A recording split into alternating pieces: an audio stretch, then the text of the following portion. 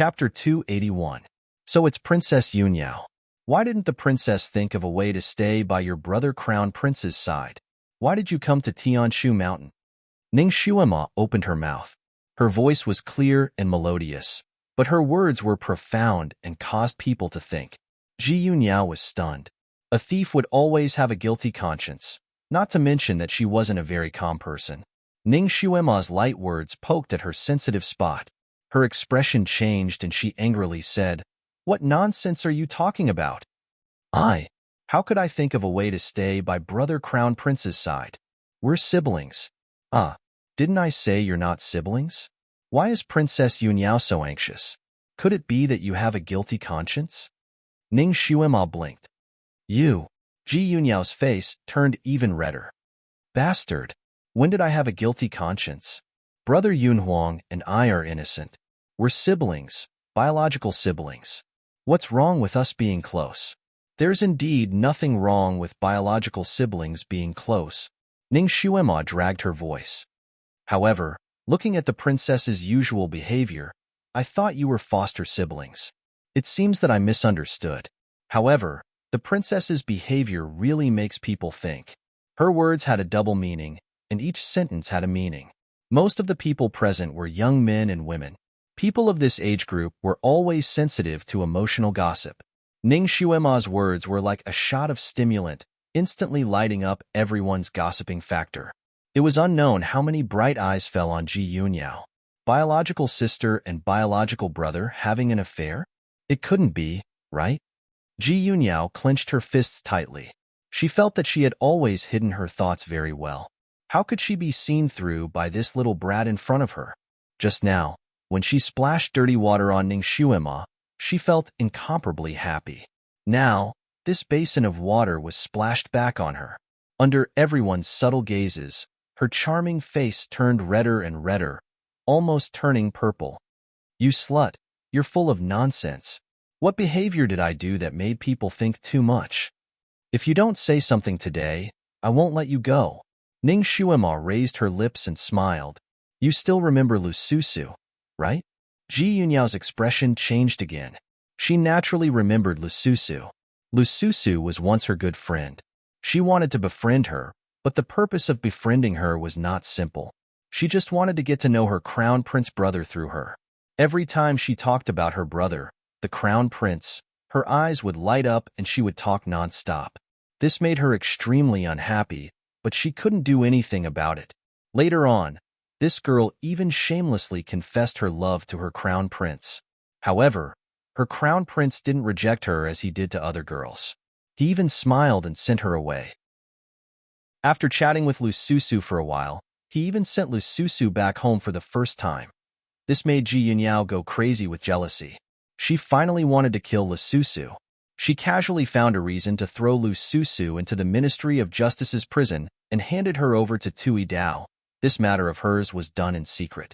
It could be said that no one knew about it. She didn't expect Ning Shuema to suddenly mention her at this time. In the end, Ji Yunyao had a guilty conscience. Her face was slightly pale. Before she could say anything, a youngster beside her interrupted. Lususu? Are you talking about my heavenly star sect's flying dragon girl, Lususu? Ning Shuema glanced at the youngster. I don't know her nickname, but I heard that she's the disciple of the heavenly star sect's second guardian. That's right. She's my senior martial sister. Where is she now? Chapter 282. She has already been missing for several days. Do you know where she is? The youth's tone became more and more anxious. Ning Shuema glanced at Ji Yunyao. I think this Princess Yunyao knows her whereabouts. Don't you think so? Princess Yunyao? Ji Yunyao's face turned pale. She wanted to deny it, but she didn't know what to say. The youth seemed to have sensed that something was wrong and hurriedly said, No matter which of you knows, please tell me. My master has already sent people to look for her for several days. Ning Shuema lightly said, She was sent to the Ministry of Justice's prison by this princess. She was charged with stealing the princess's things. The youth's face changed. Impossible. My senior sister has always been open and above board. She would never steal other people's things. This must be a false accusation. His gaze was sharp as he looked at Ji Yunyao. Princess Yunyao, is what she said true? Ji Yunyao choked. This, Ning Shuema said from the side, this matter can't be concealed. The Heavenly Star sect only needs to send people to the Ministry of Justice's prison to investigate, and they will know. Ji Yunyao also knew that she couldn't fool them. She could only harden her heart and say, She entered the palace to steal my jade silk vest. I really did send the Ministry of Justice to investigate this matter. Impossible. The youth's handsome face turned red. My senior sister has her own mermaid silk jade clothes. Isn't it much better than the jade silk vest? How could she steal from you? There must be something fishy about this matter. I will go back to report to my master. Someone will go to the Ministry of Justice to investigate this matter and return my senior sister's innocence. Miss Ning, is my senior sister still in prison? She didn't receive any punishment, right? Ning Shuema slightly sighed. She is no longer in prison. At that time, the princess handed her over to Tu Dao. The youth's face completely changed. He had heard of Tu Dao's reputation in the Ministry of Justice's prison. That was a living king of hell. His senior sister had actually fallen into his hands? Then, the youth almost didn't dare to think about it. After pausing, he gritted his teeth and said, How does Miss Ning know that my senior sister has fallen into his hands? If she isn't in prison, where is she? In a few words, Ning Shuema explained that she had been wrongly accused and had also been sent to the Ministry of Justice's prison. Coincidentally, she happened to witness Tu Dao's execution of Lu Susu. Naturally, she also mentioned Lu Susu's final ending. The young man's face was deathly pale. He gritted his teeth and said in a deep voice, Princess, what do you have to say? This time, there were quite a few disciples from the Heavenly Star sect, and they were all standing behind the young man. Lu Susu's prestige in the sect was not low. When these people heard that she had fallen into such a miserable state, naturally they were all angry. Countless burning eyes stared at Ji Yunyao, waiting for her to give an explanation. Ji Yunyao wanted to cut Ning Shuema into pieces. At this time, she could only evade. Don't listen to her nonsense. I only ordered the Ministry of Justice to investigate this case. I don't know what happened after that. You don't know? Ning Shuema sneered. I personally heard Tu Dao say that the princess personally handed her over to him. He even said that no matter what, she had to confess. That was why Tu Dao was so unscrupulous in torturing her. Why? The princess used to be my senior sister's good friend. Why did she frame her like this? Why did she want to take her life? The youth's eyes were about to spit fire. Because she likes Ji Yunhuang. Ning Shuema exposed the truth and sneered slightly. The princess doesn't allow any woman to like Crown Prince Yunhuang. When I was sent to prison, it was because Crown Prince Yunhuang treated me slightly better, which made her want to kill me. Chapter 283. Crown Prince Yunhuang only has true sibling affection for her, but her feelings for Crown Prince Yunhuang are nonsense. Nonsense. You're talking nonsense. Ji Yunyao's face turned green and white. She stole my things. The youth clenched his fists. This is a serious matter. Our Heavenly Star sect will thoroughly investigate this matter. We will return my senior sister's innocence and seek justice. Let's go. That youth was clearly the leader of this group of Heavenly Star sect disciples. When he turned around, the other Heavenly Star sect disciples also followed him. The remaining people looked at each other in dismay, and then looked at Ji Yunyao one after another. No matter what era, siblings having an incestuous love would be despised by others. Just now, Ning Shuema and Ji Yunyao's battle of words had made everyone understand the cause of this matter. No one knew whether Ji Yunhuang had that kind of feelings for this sister, but this princess who had always been noble and virtuous indeed had a perverted love for her brother. Ji Yunyao knew that although it was impossible to determine the truth of this matter, her feelings had been mercilessly exposed by Ning Shuema. From today onwards, her reputation would be thoroughly tarnished. Her reputation would be worse than Ning Shuema, this trash. And the rumors would be even worse. What's more, as long as the Heavenly Star sect got involved in this matter, it would inevitably be revealed to the world. At that time, her reputation would be even worse. Those who humiliated others would be humiliated. Ning Xuema coldly looked at her. Bullying her would have to pay the price. She had given this woman a chance, but she was blind and insisted on provoking her. "I'll kill you, this slut who is full of nonsense." Ji Yunyao was thoroughly enraged. Her figure rose up and a light green blade flashed in her hand. The wind was like a wave as it swept towards Ning Xuema's waist. She could also be considered a genius. Her psychokinesis cultivation had already reached the 6th level. This move was launched by her with anger, so its power was exceptionally great. Just as she made her move, countless astral winds whistled and flew towards Ning Xuema. Everyone looked at each other and tacitly retreated, making an open space for them to fight. These people also had different thoughts. Some of them were just here to watch the show, while others didn't want to offend the royal princess. Of course, they didn't want to help her either. More importantly, they could take the opportunity to see how good Ning Xuema's kung fu was. He could also figure out how to seize Kiran. No matter which side of the two girls lost, it would be beneficial for them. They were happy to sit back and reap the benefits. Fortunately, Ning Xuema was prepared for it. She didn't panic when she was attacked and calmly fought back. Ji Yunyao's martial arts skills were indeed not low, and her techniques were also very powerful. Every move she made was full of grace, and her movements were as light as a fairy's. On the other hand, Ning Xuema's psychokinesis was not as good as her, but she had extraordinary inner strength. Moreover, her combat experience was extraordinarily rich. Her movements were clean and neat, strange and changeable, and her moves were often unexpected. When she started to fight with Ji Yunyao, she was not in a hurry to attack. Instead, she was mostly on the defensive. After more than 10 moves, she figured out her opponent's martial arts style and quickly found the flaws in his moves.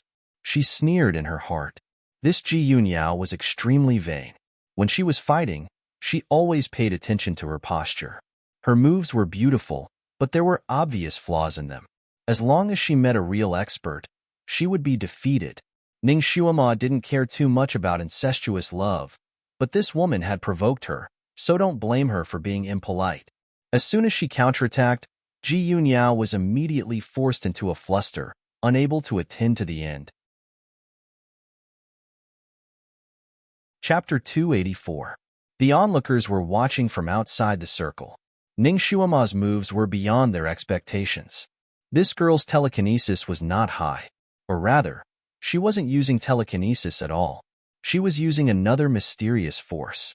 She was flying, and her movements were as fast as lightning. She didn't have a weapon in her hand, but when she made her moves, the sound of the wind was sharp and ear-piercing. Her movements were so fast that not many people present could clearly see the changes in her movements. They could only see a white shadow with continuous afterimages, circling around Ji Yunyao and circling around her. Everyone was shocked. What kind of martial arts was this girl practicing? They had never seen it before. A good-for-nothing in telekinesis had forced a master of the 6th rank into a corner and put him in danger several times. How was she a good-for-nothing? How could a good-for-nothing have such good martial arts? Also, what kind of footwork was her footwork? Natural and smooth. Unfathomable. At first, the onlookers were only paying attention to the fight between the two. Later, more and more people were looking at Ning Xuema. Most of the onlookers were martial arts fanatics. Naturally, they were curious to see martial arts that they had never seen before. They were so engrossed in the fight that they even forgot their initial goal. Kiran was standing on the side, watching the white figure in the fight. Its big eyes were filled with pride. That was its master. No matter what difficulties she encountered, she would never back down. She would never suffer losses, and she was cruel to those who insulted her. An eye for an eye, a tooth for a tooth. It liked it. Seeing that Ji Yunyao was forced to step back, Kiran's blood was boiling. It couldn't help but shout, "Master, come on, beat this shameless woman to death." As soon as it spoke, everyone was stunned. They knew that pets of the highest rank could communicate with their masters, but they didn't know that this Kiran could speak. No wonder it was a legendary mythical creature. What did it call that girl? Master? It seemed that only pets with blood contracts would call their masters. The others would just call them, yes. This little girl had established a blood contract with Kirin? That was impossible. In this world, a written contract would be established when a pet was tamed, written in a special kind of ink. Once the contract was established, the pet would act according to its master's orders, but it would not live and die with its master. If the master unfortunately died, then the pet could establish a contract with someone else, but blood contracts were a legendary existence. Only those whose mental power had reached heaven rank one could establish a blood contract with their master. From then on, the master and the pet would live and die together. If the master died, the pet would die. When everyone saw Ning Xuema riding Kirin for the first time and saw that Kirin was obedient to her, they thought that they had established a written contract between them, which was why they were trying to obtain it. At first, they only had two plans. If Ning Xuema was sensible enough to give up Kirin and cancel the written contract, they wouldn't kill her. After all, they were from a prestigious family. Killing a little girl and ruining their reputation wasn't worth it. If Ning Xuema didn't know what was good for her, then they would find a legitimate reason to kill her. That would mean that the contract between her and Kirin would be nullified. Kirin could still establish a contract with the stronger ones among them, but now, it seemed that both of these possibilities were gone. Even if they could kill this little girl, Kirin wouldn't be able to live. Once a blood contract was established, it was close to impossible to cancel it. Unless they were also experts with heaven-rank mental power and used the same method to cancel the blood contract, it was impossible to do so. Chapter 285. And as far as they know, on this continent, there is only one person who has reached the heaven rank. The Overlord. The Overlord actually helped this trash little girl? Is it possible? Some people didn't give up and couldn't help but ask Kirin, mythological beast Kirin, can you understand human language? What kind of contract did you establish with this little girl? That, a written contract doesn't require you to call her master. Kirin rolled its eyes at the man. It can speak human language. How can it not understand human language? Idiot. Shut your beak. How can I, a mythological beast, not understand human language? Let me tell you, I established a blood contract with my master. Do you know what a blood contract is? Ignorant. Everyone. They were shocked. It really is a blood contract. Then what is the relationship between this little girl and the Overlord? Everyone vaguely remembered a legend about Ning Xuema. It seems that when she was locked in the iron cage and was almost executed, it was the Overlord who sent a boy to uphold justice for her. This trash little girl actually received the Overlord's favor? Or is it that another heaven-rank master has appeared on this continent? Everyone thought of the man in red who suddenly appeared. Although they didn't fight with him, they felt an inexplicably strong pressure from him, which made them instantly keep quiet out of fear. Even after being insulted by his words, they didn't dare to act rashly. Mythological beast Kirin, who helped you establish the contract with your master.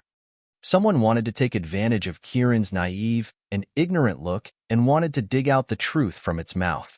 Who knew that Kirin rolled its eyes and coolly replied, "Who do you think you are?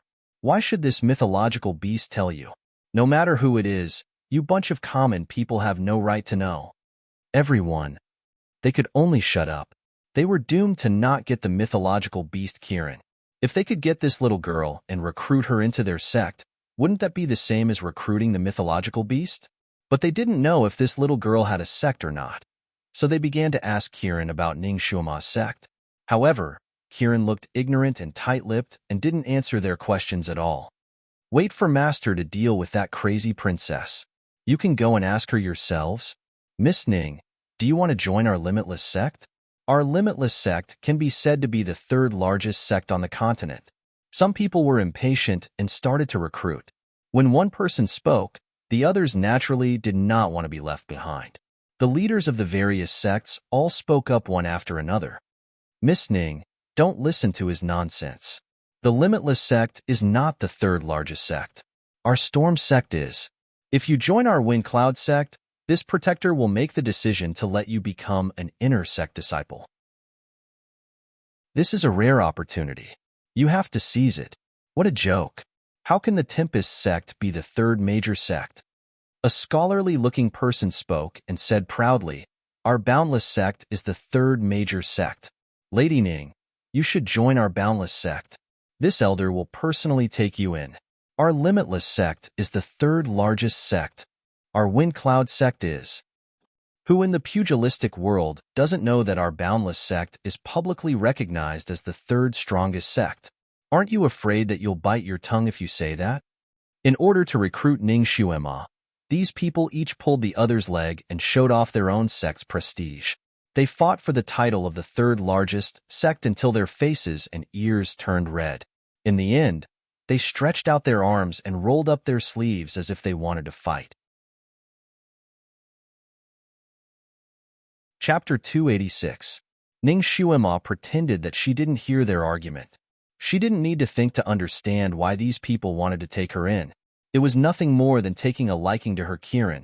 As for her, she was probably just an accessory, a free gift. Ji Yunyao was even angrier. The lowly girl in front of her was obviously a good-for-nothing. She shouldn't even care about dogs, but these sects were actually fighting over her like dogs fighting over a bone. What's more, there was even her own sect's leading senior among them. This made her lose face even more, and the hatred in her heart surged like the waves of the sea. Lowly girl, don't be so smug. They're only fighting over your Kirin. They can't be bothered with a good-for-nothing like you. In the midst of the fight, she couldn't help but mock. Noble princess, I think they're definitely very willing to recruit you. After all, there aren't many people in this world who are infatuated with their own brother. Ning Xuemo replied with a smile. Her ability to insult others was not inferior to others. Ji Yunyao's sore spot was stepped on again and again, and she was simply mad with anger. Her moves were even more ruthless, and she couldn't wait to cut Ning Xuema into pieces with one move. She originally wanted to provoke Ning Xuema into being distracted, but she didn't expect that Ning Xuema would provoke her to be even more irritated. In a fight, the worst thing to do was to have an unstable state of mind. Ji Yunyao's mind wandered for a moment, allowing Ning Xuema to find an opening and directly barge in. With a beautiful empty-handed grab, Ji Yunyao's sword was snatched away by Ning Xuema. She was shocked and hurriedly retreated. Ning Xuema sneered and turned her long sword in a circle, slashing towards her head. Her footwork was like the wind, and Ji Yunyao couldn't dodge at all. Her expression changed and she screamed, "You can't kill me. If you kill me, even Brother Crown Prince won't let you off." Pa! Ning Xuema's sword slashed diagonally onto her pretty face. Ji Yunyao's face suddenly hurt, and she thought that her face was split into two. She was so frightened that she screamed again, and her body flew backwards like a hawk. "Even if I kill you, he won't do anything to me." Ning Xuema took a step forward and continued to approach her. "You have such dirty thoughts about him. He will be ashamed of you." This princess's desire for revenge and jealousy could already be described as perverted. She had to teach this kind of woman a lesson so that she would be frightened for the rest of her life. Ji Yunyao's mouth was filled with blood. Half of her face was numb and painful. Her entire life had been smooth sailing. Because of her status as a princess, everyone treated her with respect and courtesy. No one had ever really disobeyed her. This had nurtured her arrogant and despotic temperament. If things didn't go as he wished, he would beat and scold others. She had never suffered such a huge loss before. At this moment, seeing Ning Xuema pouncing on her again, obviously unwilling to let her go, she was shocked, angry, and finally scared. This little girl whom she had always looked down on was actually not someone to be trifled with. At this moment, he was like the god of death, closing in step by step. "Ji Yunyao, I'll make you regret provoking me." Ji Yunyao was intimidated by her fierce aura and desperately retreated in fear. "You can't. You wouldn't dare." "Why can't I?" "Ji Yunyao, I didn't want to lower myself to your level, but you're the one who asked for it." Ning Xuema's figure flashed, and the sword in her palm shot out towards her neck. Ji Yunyao was almost scared out of her wits. She regretted it. She really regretted it. She regretted provoking this little devil. She hurriedly dodged again. Ning Xuema's movements were like lightning, and the sword's light circled around her. Chapter 287. Ning Xuema's movements were as fast as lightning, and the sword's lights circled around her. In just a moment, Ji Yunyao's clothes were torn, her skirt was shortened, and her face was slapped by the sword. They were red and hot, and it was unknown if they were disfigured. At first, Ji Yunyao was still cursing endlessly, but later on, she could no longer be firm. When Ning Xuema's sword pierced through her ribs, her sleeves were cut in half, and a piece of her flesh was also cut off. She finally began to collapse. Okay, I was wrong, you. Now you know that you were wrong? It's too late. Ning Xuema's wrist turned, and the sword's light slanted and rushed towards her left shoulder. Ning Xuema actually did not want to take Ji Yunyao's life. After all, this girl was Ji Yunhuang's biological sister. If she killed her, it would be difficult to explain to Ji Yunhuang. After all, Ji Yunhuang treated her very well, so she had to give him face. However, she also had to teach this princess a lesson. Only this way, this princess would remember it for the rest of her life and not dare to cause trouble again. Stop! Suddenly, a voice came from afar. Following the voice, a faint blue light with a sharp whistling sound rushed towards Ning Xuema's chest. When Ning Xuema heard that shout, her heart skipped a beat. When she saw the blue light in front of her, her expression changed slightly. In her hurry, she did not care about hurting Ji Yunyao anymore. She pulled back her sword to defend herself against the blue light. Bang! With a loud sound, the blue light collided with her treasured sword. Ning Xuema's wrist went numb, and the sword in her hand flew out, flying straight to the sky. Ning Xuema was originally standing on top of a blue stone, but when she was hit by the blue light, her footing became unstable. She stumbled and retreated a few steps before steadying herself. Her ankle was burning with pain. She sprained her ankle. Ning Xuema slowly raised her head and saw a white-clothed man jumping down from a golden-eyed eagle. Brother! Ji Yunyao looked as if she had seen her savior. She cried out in joy and directly threw herself into the white-clothed man's embrace. The white-clothed man was handsome and tall. Among the group of handsome men and beautiful women, he was also incomparably handsome and calm. Ji Yunhuang. It was actually Ji Yunhuang. Brother, this slut bullied me. Woo-woo, I don't want to live anymore. Ji Yunyao tightly hugged his waist, crying like a person. Her face was still red and swollen, and one of her front teeth were also broken. Ji Yunhuang looked at his sister in his embrace. He had never seen his sister in such a sorry state before. His body was covered in spots of blood, and his clothes had been shredded to the point that he looked like he was wearing rags. His skin was exposed in many places. He subconsciously took off his outer robe and wrapped it around Ji Yunyao. He looked at Ning Xuema, who was standing there, and then looked at Ji Yunyao, who was in his embrace. He furrowed his brows. What exactly happened? Now that Ji Yunyao had someone to rely on, she felt more confident and immediately cried, Brother, I was looking for her whereabouts for you. It was not easy for me to find her here. When I saw her, I liked her very much. When I saw that she seemed to have some misunderstanding with these people, I told them her identity. Who would have thought that she would fly into a rage out of humiliation? She actually insulted our reputations like a madwoman, saying that we were unbearable. I was so angry that I wanted to teach her a lesson. I wanted to teach her a lesson and let her know when to back off. She actually used underhanded tricks on me. Brother, you have to help me. Her words seemed to be right but were actually wrong. She completely distorted the truth. Ji Yunhuang's gaze fell on Ning Xuema, and his complexion was not good. Xuema, is this true? Chapter 288. Ning Xuema's ankle was still burning with pain. Kiran probably saw that something was wrong with her and hurriedly ran over to let her lean on him. Ning Xuema flipped onto Kiran's back and glanced at Ji Yunhuang. You believe what she said? Ji Yunhuang stiffened and looked at Ning Xuema with a complicated gaze. Yunyao has never lied in front of me. Ning Xuema smiled and tilted her head to look at the two people who were hugging each other. Since it's like this, why are you still asking me?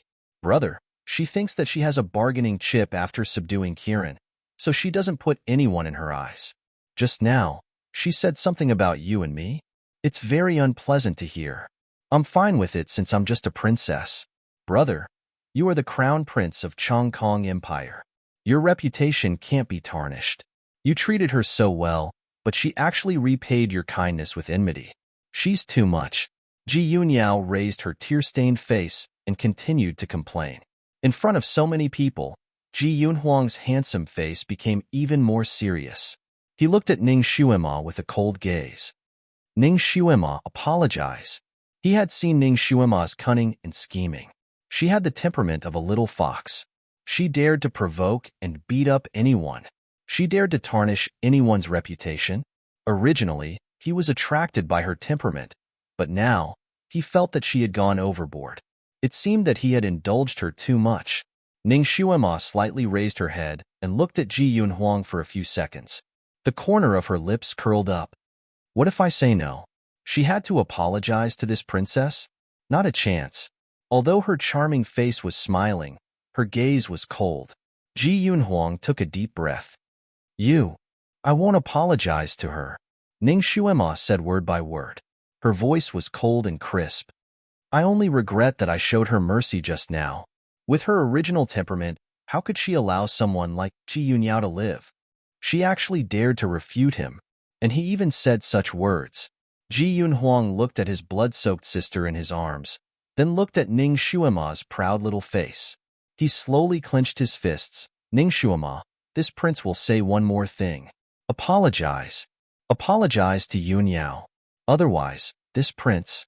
If not, what are you going to do? Don't tell me you're going to hit me for her? Ning Xuema's heart was burning with anger.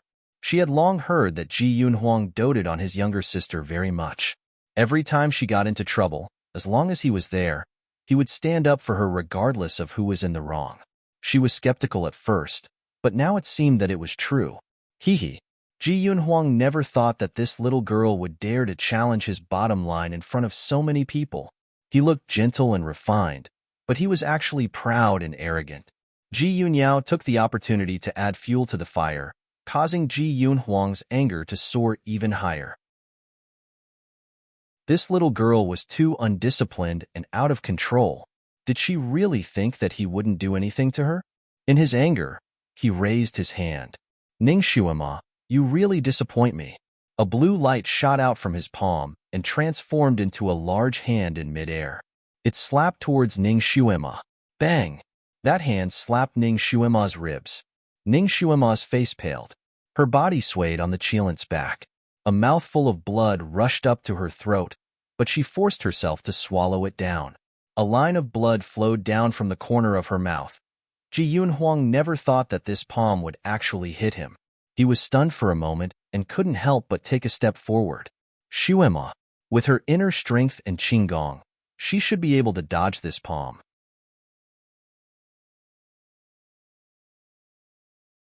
Chapter 289. Master, Kiran anxiously shouted. On the way here, Ning Xuema had told it about her friendship with the crown prince. It thought that he was Ning Xuema's friend and would not harm Ning Xuema, so it was not prepared and did not have time to set up a protective barrier.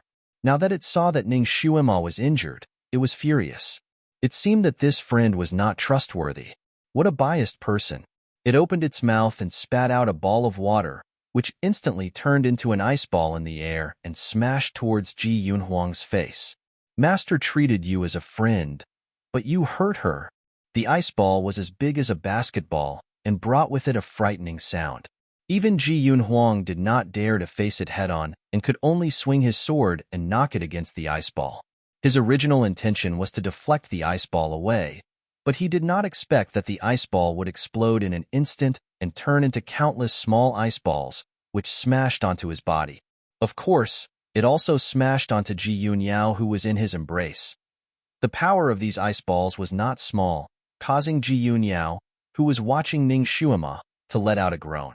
Ji Yunhuang's cultivation was profound, so these ice balls only caused him some pain and did not cause any other harm. Hearing Ji Yunyao's discomfort, he subconsciously asked, Yunyao, how are you? Ji Yunyao's eyes were brimming with tears. Brother, my body hurts. When we go back, let the imperial physician take a look at you. Okay, brother, I will listen to you. Ji Yunyao was always very obedient in front of Ji Yunhuang. Actually, Ji Yunhuang had already secretly checked her body and found out that her injuries were all superficial and nothing serious. Thus, he was able to relax. In the end, he was still worried about Ning Xuema and hurriedly raised his head to look at her. Ning Xuema's face was as white as a sheet of paper. It was obvious that she had suffered internal injuries. She pacified the little Qilin, who still wanted to throw another ice ball. She shot a glance at Ji Yunhuang and faintly said, "Your Highness the Crown Prince, you once saved my life. Now that I've received your palm, we're even. I do not owe you anything anymore. You better control your little sister well. The next time she insults me, I will not be merciful to her. Little Apple, let's go." Kirin immediately snorted coolly and turned around to leave. Ji Yunhuang's heart suddenly sank, as if he had completely lost something. He panicked and hurriedly said, "Xuema, wait." He subconsciously wanted to chase after her, but Ji Yunyao called out softly, "Brother, I feel terrible." While Ji Yunhuang was in a daze, Kirin had already carried Ning Xuema far away. Everyone knew that it was useless to stop her at this time. They looked at each other and dispersed. As for how to recruit this little girl, each of them had their own ideas. "Big brother, let's go too. Don't pay any more attention to that slut who doesn't know what's good for her." It was rare for Ji Yunyao to be able to lie in her brother's arms. She simply didn't want to get up. She subconsciously hugged his neck like a little bird. Ji Yunhuang's body stiffened, and he lowered his eyes to look at her. "Yunyao, I've always doted on you, and you've always been sensible in front of me. Don't lie to me." Ji Yunyao's heart jumped. Yunyao definitely won't lie to Big Brother. Very good. Remember what you said." Ji Yunhuang raised his hand to summon Ji Yunyao's red-crowned crane and placed her on it. "Go back to the city first." Ji Yunyao panicked and hurriedly hugged his neck. "Big brother, I'm injured. I want you to take me with you." "Big brother still has things to do. Be good. The injuries on your body are only superficial. Let the imperial physician treat it for you, and you'll be fine. Go back first." He wanted to pull her hands away.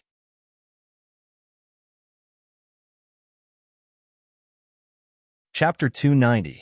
Ji Yunyao was so angry that she hugged him even tighter. "Brother, you went to look for that slut again? She already treated you like that." "Shut up." Ji Yunhuang's face darkened. "You're not allowed to talk about her like that. In the future, she will be your royal sister-in-law." It was earth-shattering. Ji Yunyao's face changed greatly. She couldn't help but shout in anger, "Royal sister-in-law? Brother, you're crazy. How is she worthy? She's a trash of psychokinesis and even has an affair with a man. With such a bad reputation, even if she warms your bed, she's still not worthy." "Shut up." Ji Yunhuang's face darkened and a storm was brewing. "Ji Yunyao, have you always thought of her like that?" Then just now. It was rare for him to speak so harshly to Ji Yunyao. Ji Yunyao became even angrier. Blood rushed to her head, and she became dizzy. She shouted, "She's already worse than a slut. Didn't you see her body just now? She was clearly wearing men's clothes and her legs were bare, just like a seductive slut." "Pa?" Ji Yunyao's face received a heavy slap. "Ji Yunyao, no wonder she treated you like that just now. You're a princess. How can you speak so viciously?" Ji Yunhuang was so angry that his hands were trembling. He never knew that his sister was so unreasonable. Did he really wrongly accuse Xuema just now? Although that girl had always been as cunning as a little fox, she still had a bottom line. If you didn't really provoke her, she would still be kind to others and even have a code of brotherhood. She was ruthless to Ji Yunyao, so she must have provoked her too much. Thinking about Ning Xuema's cold gaze and resolute words when she left, his heart suddenly ached. Was he wrong? This was not the result he wanted. He clearly came to look for her. Ji Yunyao caressed her face in disbelief. Her eyes were wide open. You hit me? Brother, you actually hit me because of that slut." Ji Yunhuang tore off his clothes that she had been holding onto and took a step back. He coldly said, "Yunyao, you're not allowed to interfere in my matters. Also, even though we're siblings, there's still a difference between men and women. In the future, Don't go to the crown prince's residence. If there's nothing important, don't see me." He turned around and jumped onto the large eagle that he had ridden here, leaving like a whirlwind. He was going to look for Ning Xuema and tell her that he had been very worried ever since he found out about her disappearance. He had been searching for her day and night. Ji Yunyao was simply dumbfounded. She clutched the red-crowned crane's feathers tightly. The hatred in her eyes surged like a tidal wave. "Ning Xuema, Ning Xuema, sooner or later, I'll make you wish you were dead." The eagle that Ji Yunhuang was riding was naturally very fast. He thought that with his speed, he would be able to catch up with Ning Xuema in less than a quarter of an hour and explain everything to her. However, he didn't expect that even after chasing in that direction for an hour, he still didn't see Ning Xuema. Kiran shouldn't be that fast, right? The eagle's eyes were sharp, and the large eagle he was riding on was one of the best. As it flew in the air, even a rabbit running across the ground within a radius of tens of miles would not be able to escape its eyes. In order to find Ning Xuema, he purposely let the large eagle fly lower and lower, almost brushing against the treetops. Logically speaking, he shouldn't have missed Ning Xuema and Kiran, unless she didn't take this path down the mountain. However, there was only one path up the mountain. If she didn't take this path, where else would she go?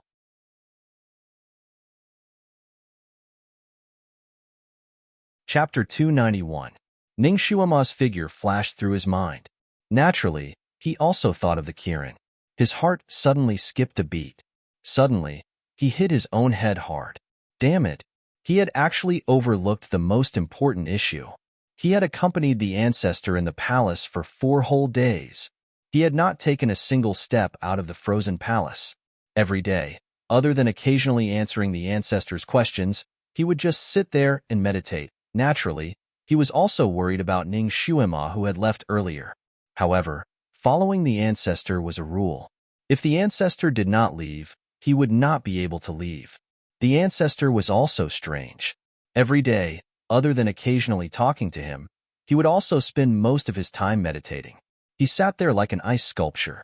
He did not see anyone else. Nor did he go out to meet the emperor and civil and military officials who were paying their respects every day. He really did not know why the ancestor had stayed here for these few days. Don't try to guess the ancestor's intentions, because even a deity would not be able to guess it.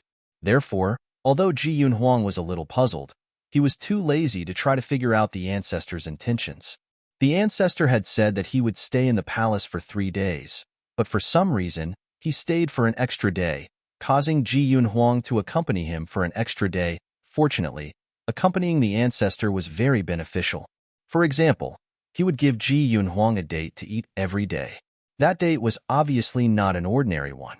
It could greatly replenish the vitality in the body. Not only would he not be hungry, but it would also increase his resistance to the cold. Although he had been staying in the frozen palace, he would not feel cold. His psychokinesis had also increased. These 4 days by the ancestor's side was equivalent to half a year of his own cultivation. For days later, the ancestor finally left. It was only after Ji Yunhuang left the palace that he found out that Ning Xuema had been betrothed by the emperor and that she had been kidnapped. He was very strict with his subordinates. There were all kinds of talents in the crown prince's residence. During these 4 days, the aides in the crown prince's residence knew that he had a special impression of Ning Xuema. Therefore, they had already started investigating this matter. Therefore, not long after Ji Yunhuang left, he found out that Ning Xuema was not kidnapped. She was just trying to escape from the marriage. When he found out about all this, he was both happy and surprised. He was shocked that this girl was so bold that she dared to run away from the emperor's wedding. What made him happy was that she could even refuse the emperor's great favor of making her a concubine. It could be seen that she was not the kind of woman who chased after fame and fortune. He had not misjudged her at the beginning. Moreover, the little girl was smart enough to come up with such a plan that even his imperial father was unable to do anything about it. When he entered the palace and saw his father's sullen face, he was secretly pleased. Of course, his men had also investigated and found out that after Ning Xuema had escaped from the city, she had entered the Heavenly Book Mountain with number 2 by her side. What worried him the most was that the Crown Prince's residence had once sent experts into Heavenly Book Mountain to secretly protect that girl. However, they had not expected that after searching the entire 3 peaks, they would not be able to find them. It had been 4 days, and the girl seemed to have disappeared into thin air. No one had seen her again. Some people even suspected that she had met with misfortune in the mountains. Ji Yunhuang's heart was also burning with anxiety. He sent out all the elites from the Crown Prince's residence to search the mountains. He himself had also carefully searched the peaks one by one. However, he did not expect that when he searched the 3rd peak, the giant eagle he was riding on had sensed Ji Yunyao's existence and screamed.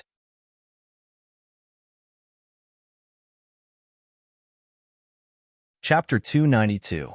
He thought that she had encountered some ferocious beast, so he hurried over, but what he saw was Ning Shuima attacking Ji Yunyao. When he saw that Ning Shuima was fine, his joy was diluted by shock and anger. Protecting this sister of his had already become a habit in his bones. Perhaps he saw Ning Shuima as his future wife, so he unconsciously raised his expectations of her. Seeing her like this, he actually felt disappointed and angry, so he wanted her to be more sensible.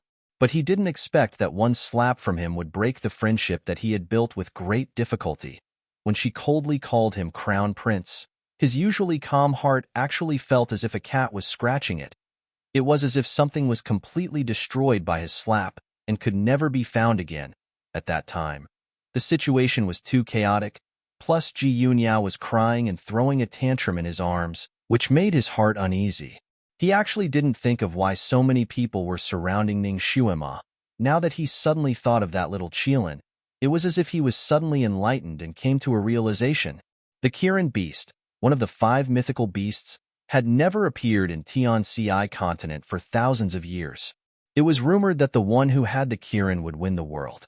No matter if it was the big sects or the monarchs of the various countries, once they knew of the existence of the Kirin beast, they would definitely think of ways to snatch it. And Ning Shuima didn't know what kind of freak combination of factors, but she actually obtained the Kirin beast. As the saying goes, an ordinary man is innocent, but treasuring a jade ring becomes a crime. Those people who surrounded Ning Shuima were definitely after the Kirin beast. Although Ning Shuima's medical skills were high, her psychokinesis was not that good. If she wanted to escape, she would definitely use a trick. Although he didn't know what kind of trick Ning Shuima used, he knew that at this time, she definitely couldn't reveal her identity. Yet at this time, his younger sister exposed her identity and even spoke rudely. It was obvious that she harbored evil intentions. It was no wonder that Ning Shuima didn't give him any face and mercilessly killed Ji Yunyao. That's not right. He checked Ji Yunyao's injuries. Although she looked to be in a sorry state, they were all superficial wounds and wouldn't be fatal. It seemed that Ning Shuima had a sense of propriety when she made her move. She still cared about his reputation. She had taken care of his reputation, but he had seriously injured her in front of so many people. Recalling Ning Shuima's pale face at that time, Ji Yunhuang felt like stabbing himself with a knife. He rode the eagle back and forth several times, but still couldn't find Ning Shuima's whereabouts. Instead, he saw several groups of people who had besieged Ning Shuima. He eavesdropped on the conversations of several groups of people. From their conversations, he roughly understood what had happened to Ning Shuima at that time. The regret in his heart grew heavier. Of course, he had also heard the gossip about him and Ji Yunyao. While he was angry, he was also shocked. Although he and Ning Shuima hadn't known each other for a long time, he still had some understanding of her temper. He knew that she wasn't the kind of person who liked to make up nonsense. She also wouldn't randomly make up this story just because Ji Yunyao had exposed her identity and insulted her. She must have really seen through something.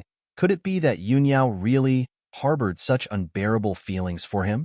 Was Lu Susu really harmed because of this? There were also other girls. It seemed that the girls who had confessed to him had all disappeared without a trace. He had never seen them again. He had never paid attention to the confessions and adoration of those girls, so even though he hadn't seen them again, he didn't take it to heart and didn't even think about it. Now that he thought about it, he broke out in cold sweat.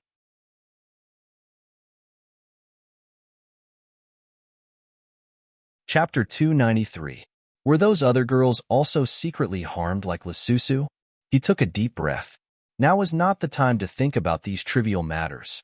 Finding Ning Xuema was more important.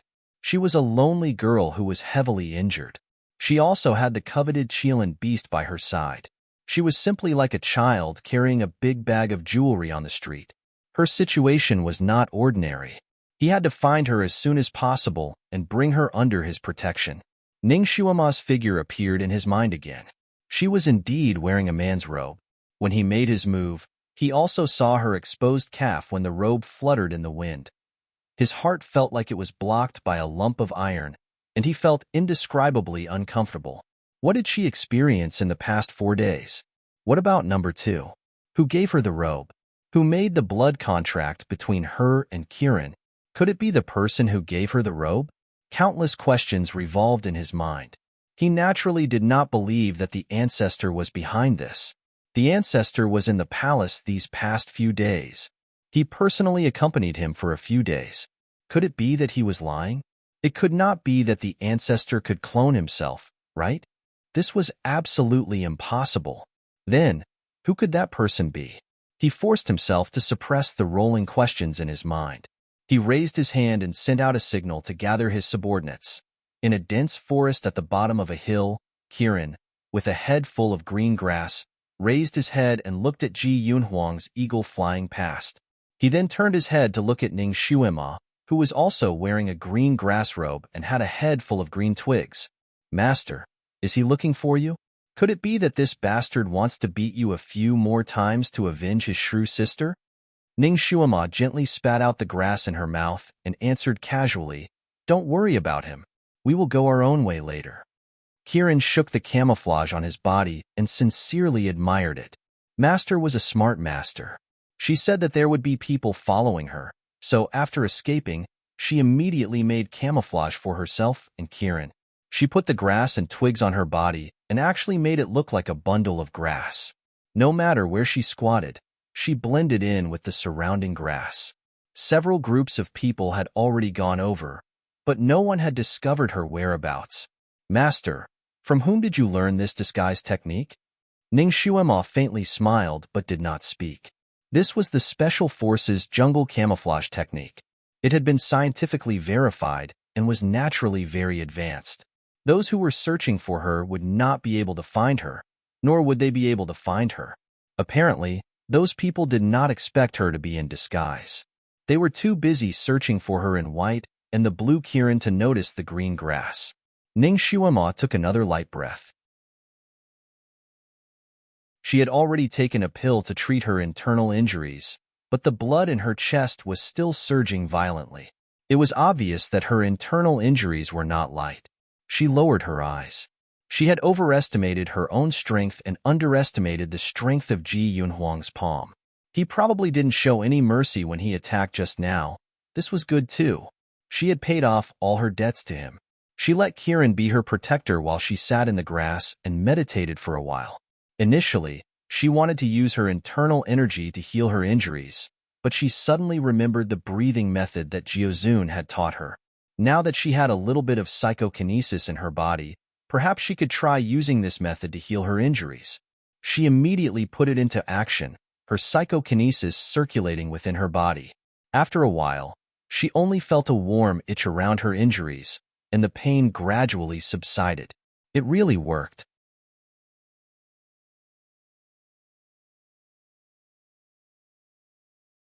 Chapter 294.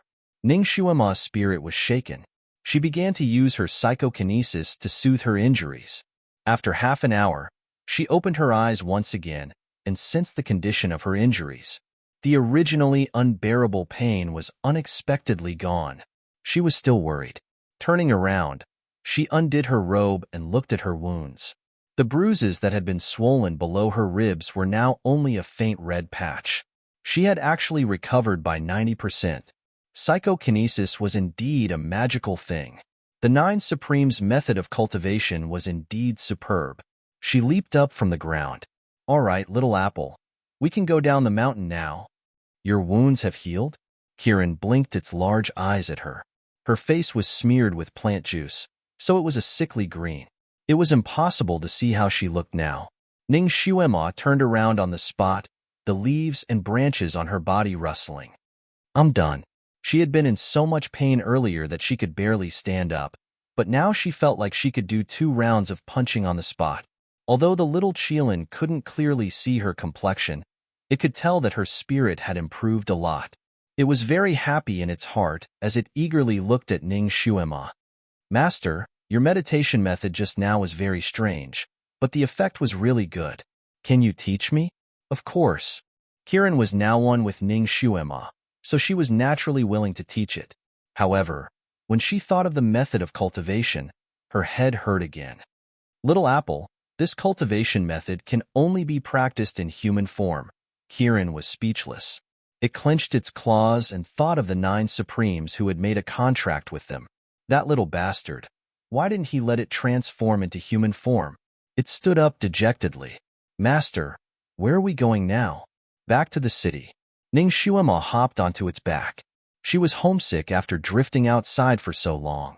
In this world, if Ning Xuema claimed to be the second best at evading pursuers, no one would dare to claim that they were the best. Coupled with Kiran's extraordinary speed, they managed to avoid the search teams from all directions and successfully descended the last peak of Heavenly Book Mountain. After climbing over a small hill, they would be able to see the official road that led to the capital. Master, should I transform into another animal before following you into the city? Kiran raised her head and asked. Ning Xuema was looking at the mountain path, deep in thought. Hearing its words, she was shocked. Didn't the 9 Supremes seal off your ability to transform? He sealed my ability to transform into a human. I can also transform into other animals. In order to prove its words, the little Qilin shook off the camouflage on its body, and with a shake of its body, it transformed. A faint blue light flashed, and the little Qilin disappeared. What appeared in its place was a majestic tiger, but its fur was blue. Master, how is it? Kiran spun in a circle on the spot, full of himself. Ning Xuema was speechless. She raised her hand to rub her forehead and glared at Kiran. Little bastard, why didn't you use this transformation earlier? If she had known that it could transform like this, she would have turned it into a normal animal long ago. How could she have let so many people discover its existence and chase her like a rat crossing the street? You didn't tell me earlier. Kiran felt wronged. Looking at Ning Xuema's dark face, it rubbed its big head against the corner of her clothes cutely. Master, it's fine if I transform into this, right? A blue tiger entering the city seemed to be quite eye-catching. Ning Xuema looked at the blue tiger with its big watery eyes and asked tentatively, how many transformations do you know?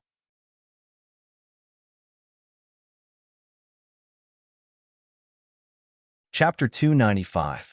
Apart from humans, I can transform into any living animal. All right then, you can make a horse out of it first. The little Qilin frowned. I feel that transforming into a horse will lower my style. What style does a Kiran have? Ning Xuema immediately said, Little Apple, we have to enter the city quietly. You have to transform into a horse. All right, the little Qilin compromised. With a shake of its body, it indeed transformed into a horse. However, the fur on its body was still blue. It was a blue horse. Why did it look like a freak? Ning Xuema asked it to change its color again. This time, it was obviously difficult for Kiran. It shook its head and said that no matter what color it changed into, it would not change. After another round of haggling, the little Qilin finally turned into a blue cat with grievance. Ning Xuema carried the blue cat down the mountain. At a hunter's house, she asked for a hunter's daughter's clothes and then went to the main road. After all, this place was remote, and there should not be many people on the main road. When Ning Xuema escaped and was brought here by the 6th king, there were very few people on the main road. However, this time, Ning Xuema immediately felt that something was wrong when she walked on the main road. There were still not many people on the main road, but there were many people from various sections. These people were in a hurry and looked around with sharp eyes. It was obvious that they were looking for someone. Ning Xuema's heart skipped a beat. It seemed that these people had not given up on her and still wanted to catch her. She carried the blue cat in her arms and walked freely on the streets. She was dressed like a hunter, and her small face was also dark. She looked like a typical mountain dweller. It was very normal for a mountain dweller to walk on this road, so the people from the sects that she passed by did not pay attention to her. She was relieved. If she was caught now, no matter which sect she fell into, she might not be able to get any benefits. They just wanted to use her as a breeder for the Kirin beast. And it was a long-term job. Once her 10-year blood contract with Kirin expired, it was hard to predict what would happen to her. These sects were still rather fearful of the imperial family. She would only be safer if she entered the city. She would first return to the Marquis's mansion to recuperate for a while. She would look at the situation before making any other plans. She carried Kirin and walked forward, her footsteps as vigorous as those of a normal hunter's daughter. It was very different from her usual walking style. Naturally, he would not reveal his identity. But for some reason, even though she didn't see anyone paying attention to her, she had a vague feeling that someone was following her. However, no matter how quietly she searched, she couldn't find anyone suspicious. This was the first time that Ning Xuema had encountered such a situation. She tried to sense it again. This time, the feeling of being followed was gone. Was he being paranoid? Or was there something wrong with his intuition? Ning Xuema shook her head inwardly and continued to walk forward. She quickened her pace. As her figure gradually disappeared at the end of the road, a man in red appeared among the dense leaves of a big tree beside the road. It was the evildoer in red who had been released from the crystal coffin by Ning Xuema. He narrowed his eyes and looked at Ning Xuema's back. He raised his hand and touched his chin. The little girl was very alert. She could actually sense that he was following her. Interesting. His tracking skill was the best in the 3 realms. No one had ever found out about it. He didn't expect that the little girl could sense it today.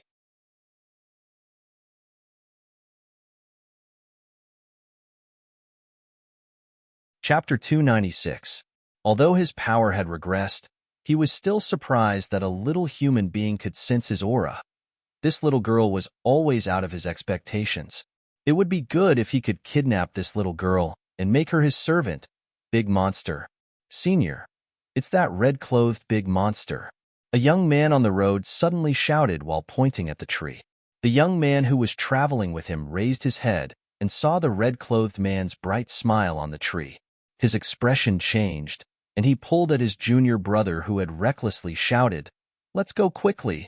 The two of them got up and were about to run for their lives.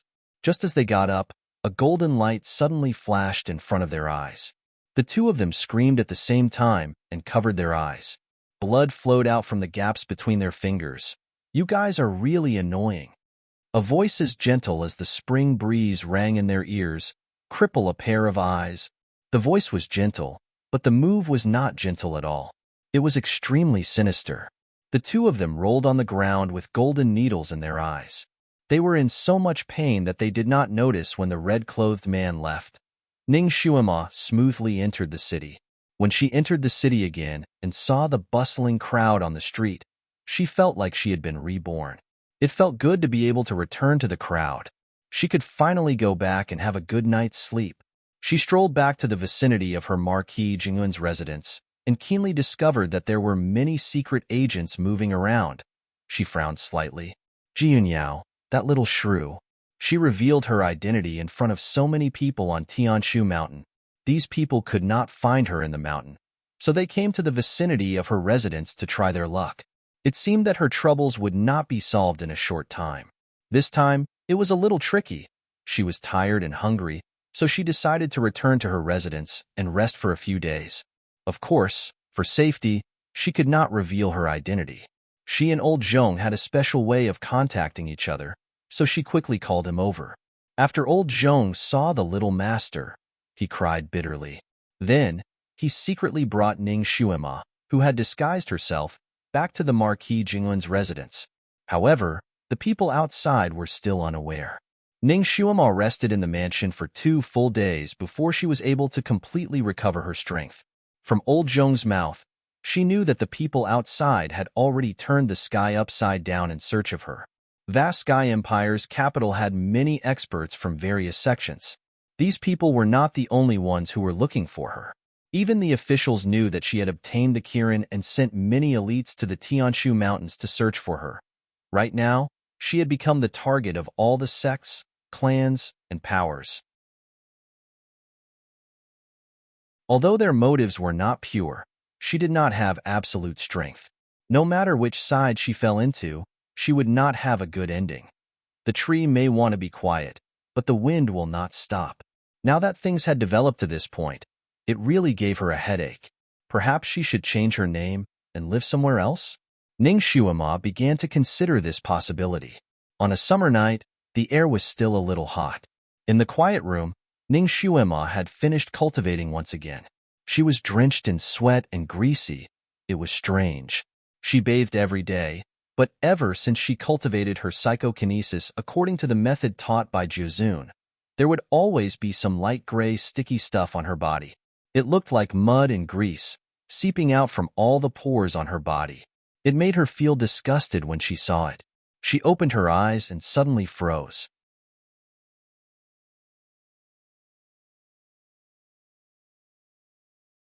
Chapter 297. On the praying mat opposite her, there was a person sitting leisurely. His red clothes were like fire, and he was as gentle as a poem. He supported his chin with one hand, and the other hand was holding the praying mat. When he saw her open her eyes, his light red lips hooked up. He smiled like a gentleman, but the words he said were not gentlemanly at all. Little girl, are you practicing the smelly toad skill? So smelly, so dirty. The red-clothed evildoer. All the muscles in Ning Shuima's body tensed up. He actually found her here. Speaking of which, this big devil had just escaped. Why didn't he go out to enjoy the beautiful world? Why did he come to find her? To take revenge on her? You and I are even, aren't we? What brings your excellency here? Ning Shuima quietly took 2 steps back. She quietly took a small box from the table in the corner of the room, and then quietly stuffed it into her sleeve. Even? Little girl, you used me to escape, and threw 3 troubles to me. You made my hands stained with blood, so I'm a little unhappy. The red-clothed evildoer stood up and opened his 2 palms to look, as if he was a little regretful. Please, I'm your benefactor who saved you. So what if I used you a little? I saved you once, and you saved me once, so we're even. No one owes anyone anything.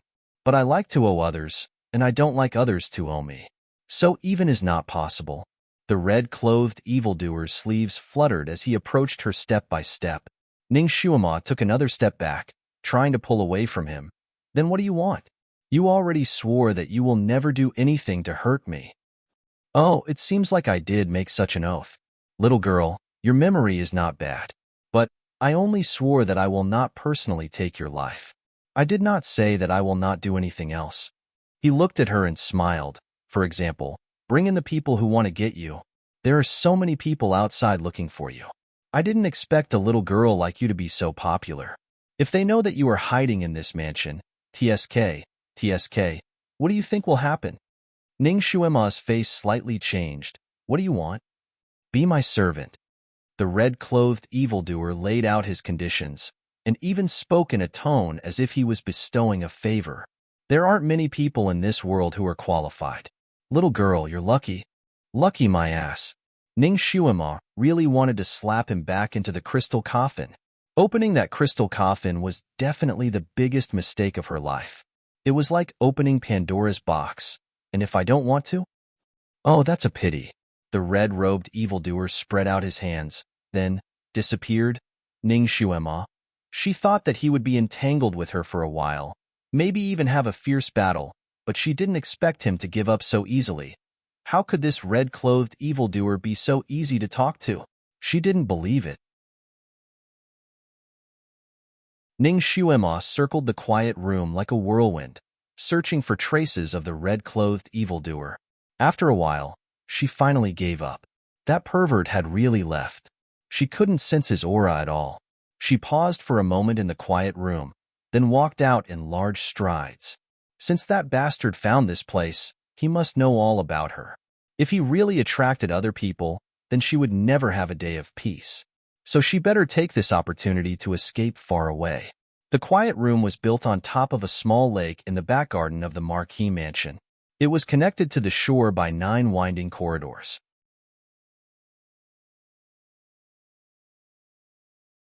Chapter 298. This was because Ning Xuema had already instructed that this back garden was a forbidden area. Without her permission, no one in the mansion dared to set foot here. It was very secluded. Her body was greasy and very uncomfortable.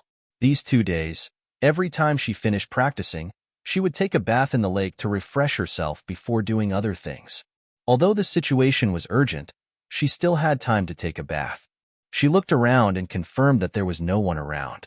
Then, she took off her clothes and jumped into the lake. Of course, because she was afraid of the red-clothed evildoer, she did not dare to take off all her clothes. She was still wearing her own underwear. She put the other clothes on the stone platform in the middle of the lake. Then, she sank her body into the water and began to wash. The greasy mud looked dirty, but it was not difficult to wash. Almost half of it was soaked in the water. She had just washed 2 times when a shadow flashed in the distance. A blue cat flew over. "I also want to wash." "Master, I also want to wash." Kiran, wasn't it playing with the chastity-testing beast? While Ning Xuema was in a daze, the little Qilin had already jumped into the lake with a splash. It rolled around in the water and revealed its original body. "Ayaya, I've been in my cat form for the past 2 days." The lake was not deep. It was less than 2 meters. Kiran was half floating in the water. Only its head was exposed. Its eyes were slightly closed, and it looked very comfortable. Kiran was lively and naughty. It liked to run around in the mansion. There was not a moment of peace. In order not to disturb people, Ning Xuema let it move around in its cat body. Only at night, when it was resting, it would return to its original body and rest in her room. When she was practicing, Kiran felt bored and ran out to play with the chastity-testing beast. Originally, it would play for less than an hour. This time, it ran out for less than a quarter of an hour. How come it came back? However, this was also good. She had to hurry up and take it away. It would save her time to find it. "Why are you back so early today? Did Tom bully you?" Ning Xuema poured a handful of water on Kiran's head. "It doesn't dare. However, it's strange that it's not as afraid of me as other beasts. Its soul aura is also a little strange. Also, I can't understand its beast language." Kiran was puzzled.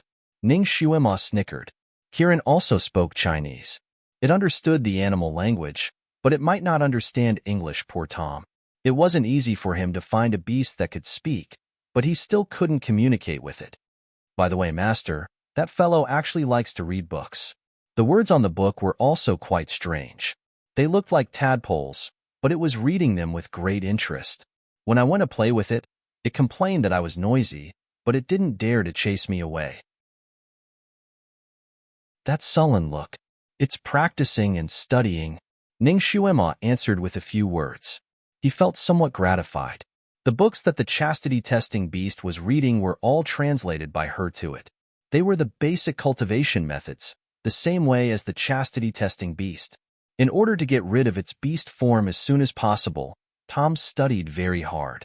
It was to the point that it forgot to eat and sleep. It was just like a bookworm. Not to mention that Kiran wouldn't find it. Even if she went back to the mansion to see it, it would only excitedly express its welcome and then sit in the corner to read the book. Ning Xuema came back this time and brought some herbs that were suitable for it to practice. She also refined some pills to treat the symptoms. After Tom ate it, its cultivation speed became faster. In these 2 days, its cultivation speed was very fast. Tom was actually very smart. Ning Xuema also taught it Chinese several times in her free time.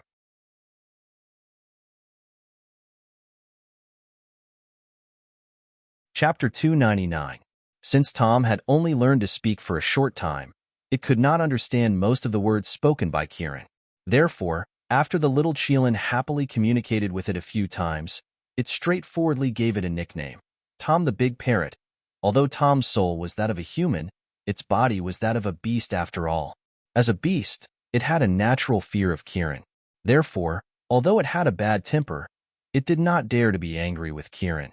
Besides, it did not understand the language, so Tom tried not to argue with Kiran and ignored it. Kieran was very bored, but she often played with Tom for fun. In the 2 days since it came to the mansion, Kieran spent most of its time with Tom. Little Apple, how did you know that I was taking a bath here? Ning Shuema felt that something was wrong. Just now, Mr. Zhong came into the Xiaoyao pavilion and told me. He also said that you prepared a delicious base for me. Where is the base? Kieran looked at her eagerly. Ning Shuema's heart suddenly sank. Mr. Zhong did not know that she was taking a bath here, and he would not let Kieran come in at this time. Of course, he would not lie about the base. The image of the red-clothed evildoer flashed in her mind. Needless to say, it was that bastard who did this. Did that bastard disguise himself as Mr. Zhong to trick Kieran? Then what was his purpose in doing this? She suddenly jumped out of the water and reached out to grab her clothes. You were fooled. Let's get out of here. Her fingertips hadn't even hooked onto her clothes when a faint golden light flashed above her head. A large net fell from the sky, covering Ning Shuema and the little Qilin with lightning speed. Ning Shuema reacted quickly. She immediately sank into the water and wanted to take the opportunity to swim away. However, the water in the lake was too shallow. As soon as she sank into the water, the pale golden net covered her and drilled into the water. After a while, the big net was pulled out of the water with a splash. Ning Shuema and Kieran were trapped in the net like two big fish. Got it. Got it. She really came back, and the little Qilin is also here. It was unknown when two men had appeared on the lakeside. They all looked to be in their 30s, and their clothes were extremely ordinary. However, their eyes were as sharp as an eagle's, and their actions had the dignity of someone who had been in a high position for a long time. They looked at Ning Shuema and Kieran in the net, and their eyes flashed with surprise. One of them raised his sleeve, and the big net that trapped Ning Shuema and Kieran flew towards him. Bang! Ning Shuema and Kieran crashed into him along with the net. That person was knocked back a step. He was still a little puzzled. The strength of his net was not so strong. How could there be such a strong impact? He subconsciously pushed the net away and took another step back. Suddenly, he realized that there was something in his hand. He lowered his head to take a look. In his hand was a small brownish-red ball. What is this? Qilin's inner core? He raised his hand to his eyes and wanted to take a closer look. Suddenly, he heard his junior brother not far away shouting, "Senior brother, throw it away." Before he could finish his sentence, he heard a loud bang. It sounded like a firecracker had exploded. That person's hand shook, and a cloud of smoke spread out in front of him. Countless fine needles shot out from the smoke. The distance was too close, and that person had no time to dodge. He groaned and was shot by several fine needles. Those fine needles were obviously coated with poison. After being shot, that person's body swayed, and his face twisted. It's itchy. It's so itchy. He reached out and scratched his body. After a few scratches, he suddenly screamed and fell to the ground.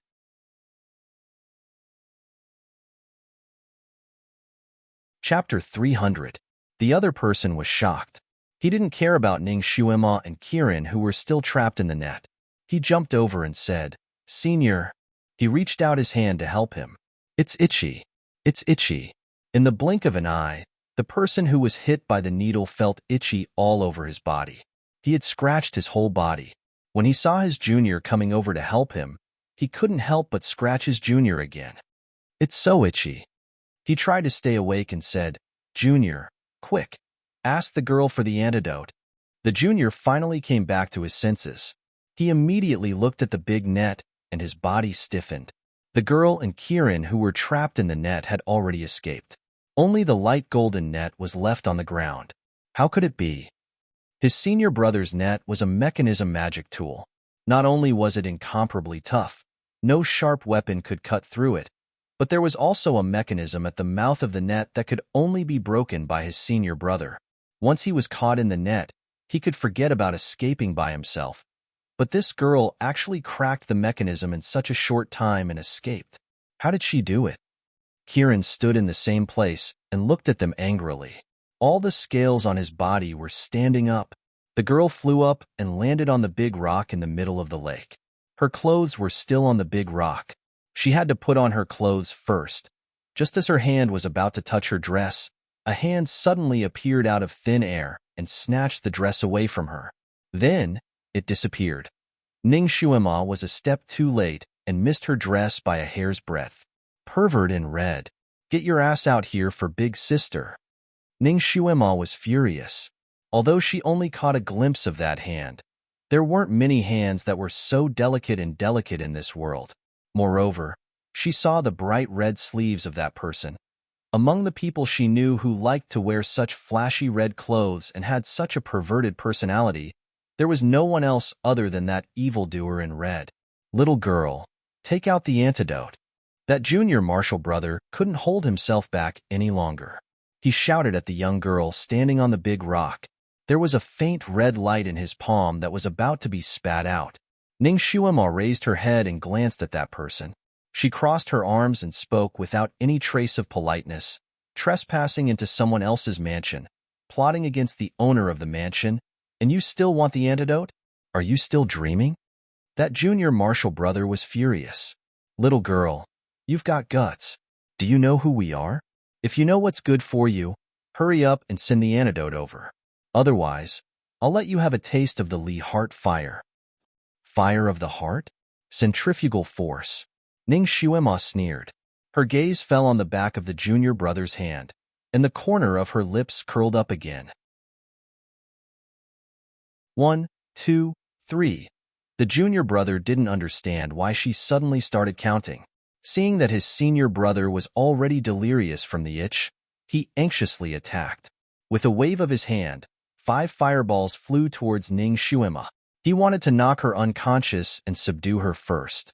Unexpectedly, just as his 5 fireballs flew halfway, Kirin opened its mouth and spat out a water arrow, meeting the fireballs head-on. Water countered fire, and the fireballs vanished into thin air. That junior marshal brother was stunned. He had forgotten that this Kirin was a water Kirin. 8, 9, 10. Ning Shuima crossed her arms in front of her chest and counted to 10. That junior marshal brother was impatient from her counting. Just as he wanted to change his move, he suddenly felt an unbearable itch on the back of his hand. Once that itch happened, it instantly spread throughout his entire body. In a split second, the itch almost reached his heart. It was so itchy that he wanted to scream.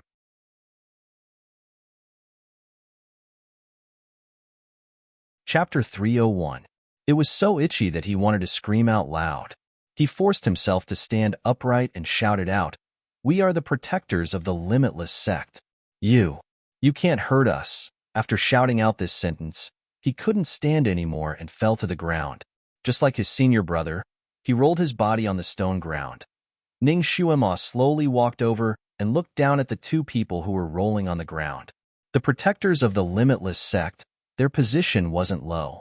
Moreover, the limitless sect wasn't considered a righteous sect. Their methods were more sinister, and they were a sect that would do anything to achieve their goals.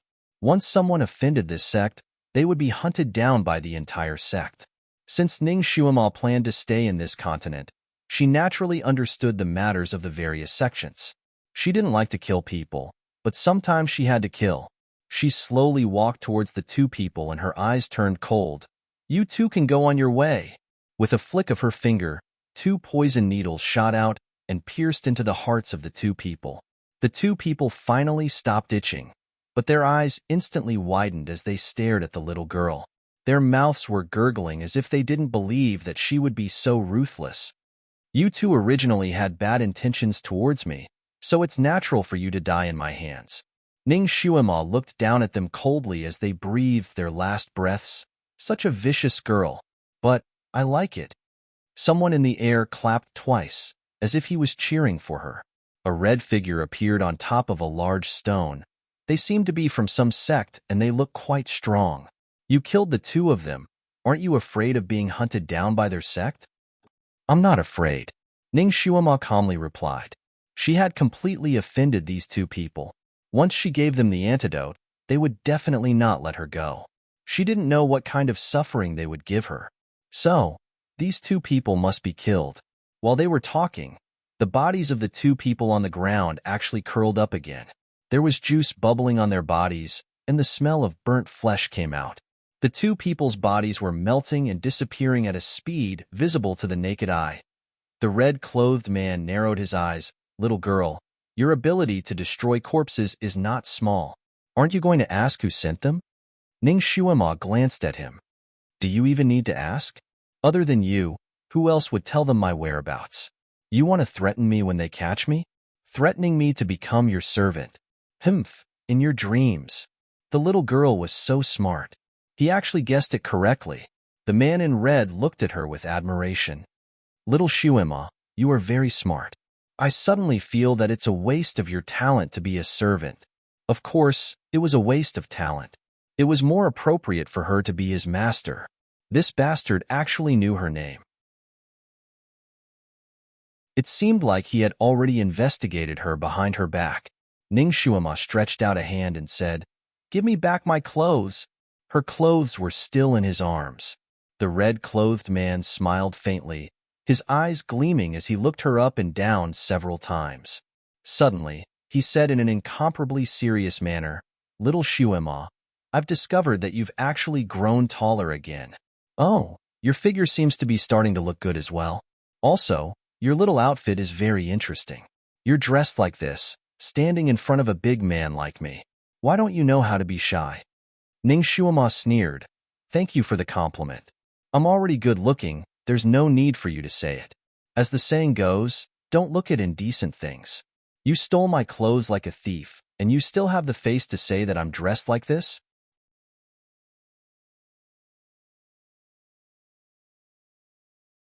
Chapter 302. Ning Shuima found it strange as well.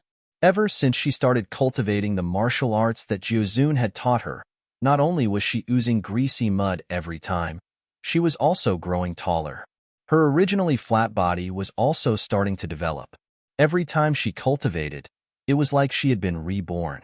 In just 2 days, she had grown 5 to 6 centimeters taller, and her figure was starting to become curvaceous. In addition, she was only wearing her self-made underwear, which was equivalent to a modern bikini, revealing her fair arms and legs. It made her body look even more curvaceous, and she had the charm of a young girl. Ning Shuima's original body had been malnourished for a long time, and her body had not developed well. She still looked like a 10-year-old child at the age of 13. Now, after a few days of cultivation, her figure was already that of a normal 13-year-old girl. Not only had she grown taller, her skin was also much fairer than before. She was originally a beauty in the making, and after developing, she finally became a beauty. When her eyes turned to the side, there was a natural charm to them. In addition, her appearance was sweet and pure, and her every frown and smile radiated brilliance, making it hard for people to shift their eyes away from her. Her feet were now bare. Her feet were white and soft, as if they were carved from jade. Her toenails were pink and glossy, shining like pearls under the starlight. The man in red looked at her feet, his gaze deeper. This girl's face might not be the prettiest, but her feet were beautiful. They were like crystals. He looked at her pair of tiny feet and actually felt something. The little Qilin had been paying attention to Ning Shuima's expression. When it saw Ning Shuima's expression, it immediately took a step forward and stood in front of Ning Shuima, blocking most of her body. Naturally, it also covered her little feet. It angrily said, You big pervert, what are you looking at? The man in red's gaze turned to Ning Shuima's face. Shui Lan. Ning Shuima raised her eyebrows. What? My name. The man in red's eyes were as deep as water, and there was a smile at the corner of his lips. Remember it? Ning Shuima turned to leave. I'm not interested in your name. She only hoped that he would go far away and not provoke her again. There was a flash of red in front of her eyes. Shui Lan stood in front of her. Wait. Ning Shuima took a step back and looked at him warily. What are you doing? Shui Lan opened her dress and handed it to her. Come, put on your clothes. Although you look good like this, it's enough that I'm the only one who can see it. As for the others, he glanced at Kirin with hostility.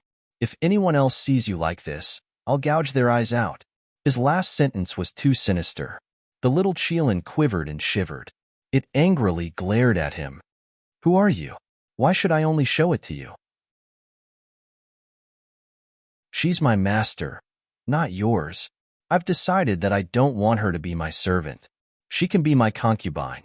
Concubine knows husband's name, and only husband can see concubine's body. Shui Ilan made an earth-shattering announcement. Kiran was speechless. Are you having a fever? Ning Shuema was also shocked. She picked up her clothes and took a few steps back. Ignoring his crazy words, she quickly put them on. Shui Ilan looked at her with a smile. If you don't object, then I'll take it as a yes. Yes, my ass. Ning Shuema refuted him. I'm not interested in you. Even if you want to marry me as your wife, I won't agree, let alone being a concubine. The outside world is beautiful. It's not easy for you to come out. You should go out and walk around. Don't look for me again. She turned around and left.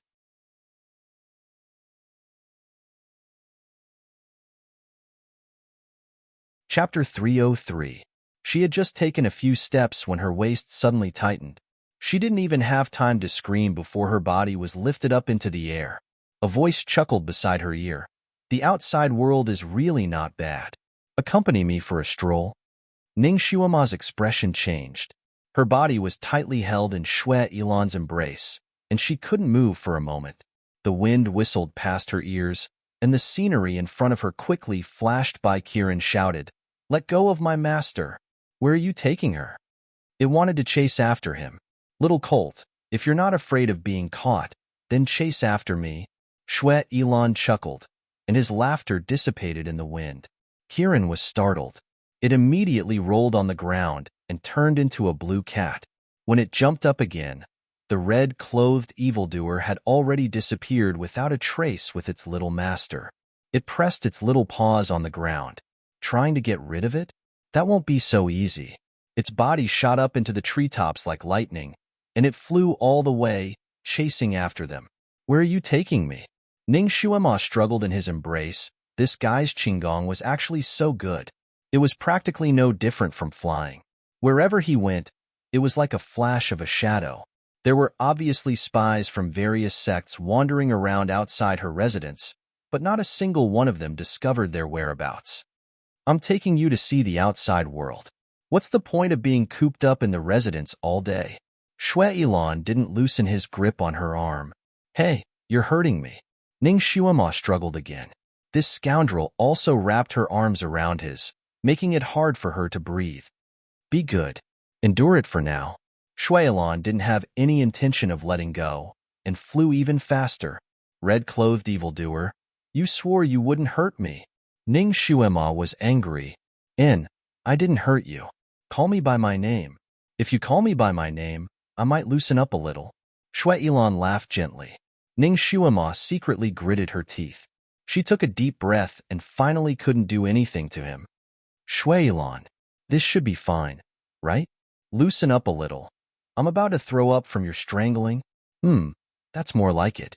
It's just that when you say my name, it's a little stiff. It's not very comfortable to listen to. Why don't you call me? He seemed to suddenly have an epiphany. You can call me Lanshan. In the waning night, my blood-red clothes are like fire. Ning Shuema shuddered. Lanshan? Isn't this name a little feminine? There were even poems and allusions? Not bad, that's good. Shui Ilan was obviously very satisfied, and his arms loosened a little. Ning Shuema secretly clenched her teeth. This sister is going to beat you into a pulp. She smiled and looked at him. You won't do anything bad to me, right? I'll take good care of you. Shui Ilan lowered his head and kissed her forehead. I think we're quite compatible. Match your head. Ning Shuema smiled again. Your Excellency must be joking. You've lived for at least a few thousand years, and I'm only 13 years old. It's said that 5 years is a generation gap. You and I are so different, and the generation gap between us is like the Mariana Trench. It's definitely insurmountable. I think it's better for Your Excellency to find someone similar to you. While she was talking nonsense with him, one of her hands was secretly moving behind his back. She lowered her hand slightly, and a blue steel needle appeared at the tip of her finger. She was about to pierce one of his major acupoints on his back when her wrist suddenly tightened. Shui Ilan seemed to have eyes on the back of his head. A strand of black hair wrapped around Ning Shuima's wrist like a snake and pulled it to the front.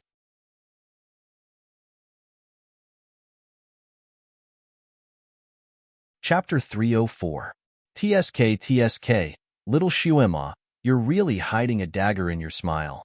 This poison needle is the kind you used to make those two people disappear, right? TSK, I'm your future husband. People say that a woman's heart is the most poisonous. This saying is indeed true. Shui Ilan shook his head and sighed.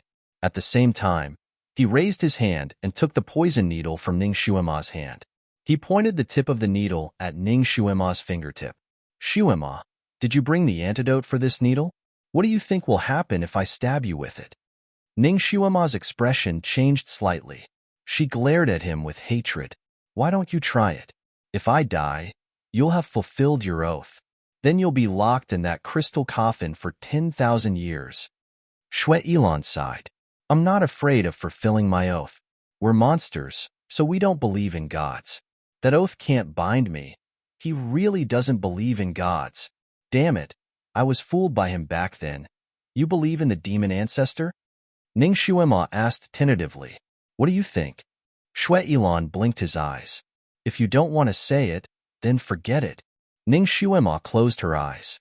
When you marry me, I'll tell you everything. Shui Ilan's tone was gentle. He lowered his head and kissed her forehead again. But you're too naughty. I have to teach you a little lesson. Before Ning Shuima could understand what he meant, his arms suddenly loosened. Ning Shuima couldn't help but fall downwards. A vast expanse of white water rushed towards her. At this moment, Ning Shuima was able to recognize where this water body was. Netherworld Lake. It was the only big lake in Chongkong Country's capital, Jialan City. There were countless man-eating aquatic beasts in the lake. The Netherworld Lake that made everyone shrink back in fear. At that time, the fake Hu Yidao was lured into this lake and eaten by the monsters. She didn't expect that this bastard evildoer who kept saying that he wanted to marry her would actually throw her in here. The monster at the bottom of the lake seemed to have smelled something. It popped its head out of the water and looked at Ning Shuima, who was descending from the sky. It bared its sharp teeth. Ning Shuima couldn't help but fall towards the mouth of a monster. Her expression changed. At this time, she could only save herself. Fortunately, she had refined a lot of poisonous needles recently. She waved her hand and shot a poisonous needle at the mouth. When the poison needle entered the monster's mouth, the monster quivered and closed its mouth. At the same time, Ning Shuima's body landed next to the monster's mouth. Her hand was about to enter the monster's closed mouth. Ning Shuima really couldn't dodge, so she could only close her eyes and wait for her arm to be cut off. Damn it, the small lesson he was talking about was to cripple her. This pervert. At this critical moment, her ankle suddenly tightened. Then, she was pulled by a strong force. She was lifted upside down and flew into the air again. Little Shuima, how does it feel? Shui Ilan's laughter was like a cool breeze. It was indescribably pleasant. Ning Shuima's little face was pale. Her whole body was trembling slightly. Suddenly, she cried out, what do you want? You can just kill me. Woo woo woo. Shui Ilan was stunned. He had never seen her cry before. He held her ankle and inevitably saw her exquisite snow-white feet. His throat moved slightly. How can I bear to kill you? You should stay by my side obediently in the future. As he spoke, he flipped her over. Ning Shuima turned in the air and finally, her head was facing up. Shui Ilan reached out and wanted to hold her waist. Suddenly, a golden light flashed in front of him. A big net was coming toward him at lightning speed.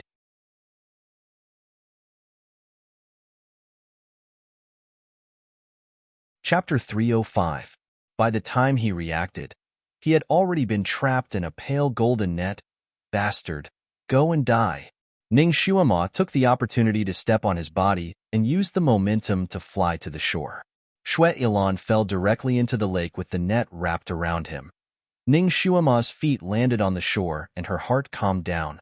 She pulled the light golden rope on the other end of the net and looked towards the lake. The place where the net fell was like a boiling pot. Countless beasts popped their heads out and then sank back down. blood flowed out and dyed that small part of the lake red. Ning Xuema's heart was beating fast. She looked at the body of water and smirked proudly. This bastard, he actually schemed against her. Now that he was the one being schemed against, he deserved it. Ning Xuema was an expert in mechanisms. The net used by the two elders of the Limitless sect to plot against her in the Marquise estate was a mechanism net. At that time, she had easily broken it. After killing those two people, she had also quietly put away the net. Now, it was just the right time to use it on this red-clothed pervert. This net was made of a very special material. It was not afraid of knives, axes, fire, or water. Unless the mechanism on the net was broken, the person trapped inside would not be able to escape. The moment Ning Xuema used the net to trap Shuilan, the mechanism on the net was completely locked. Unless she pulled the net onto the shore or loosened the rope in her hand, there would be a chance to break the mechanism. Now, that fellow could only be trapped in the net. The holes in the net were very fine. Even if Shuilan knew the bone shrinking technique, he would not be able to squeeze out. Many of the beasts in the lake had long and sharp mouths. They could reach into the holes in the net to peck at him. Shuilan, Shuilan, this time I will make you a bloody tattered person. She stood on the shore and watched as the boiling water gradually calmed down. A few beast corpses floated on the surface of the lake. The corpses were dark purple. It was obvious that they were poisoned. Ning Xuema let out a sigh of relief. After a while, she slowly pulled the net back. She pulled it back very carefully. Shuilan was too cunning. She had to be careful. She could feel that the net was much lighter. It must be that the pervert's flesh and blood had been eaten, leaving only his bones in the net. Master! A little blue cat flew over like lightning and plunged into her arms. It looked at her with a pair of bright eyes. Master, are you okay? Where's that bastard? Ning Xuema used one hand to reel in the net, while the other hand rubbed the little blue cat's head. He's in the net and fell into the water. The little blue cat was naturally Kirin. It had experienced the power of the net and knew that it could not be opened with brute force. It was slightly relieved. It looked into the water and suddenly sniffed. There is a beast in the water. That's right. It's also a very savage monster. When it sees flesh and blood, it swallows them whole. Not even the bones are left behind. While speaking, Ning Xuema had already pulled the net to the shore. When she lowered her head to look, she was stunned. There was nothing in the light golden net. There were only a few pieces of dark red bloodstains. There was not even a bone left. It couldn't be, right? That person was a big monster. How could he die like that? Even his bones were dragged out and swallowed by the beast? Although this net could only be entered and not exited, and she added poison to the net for insurance. The poison she applied was enough to kill a Tyrannosaurus Rex.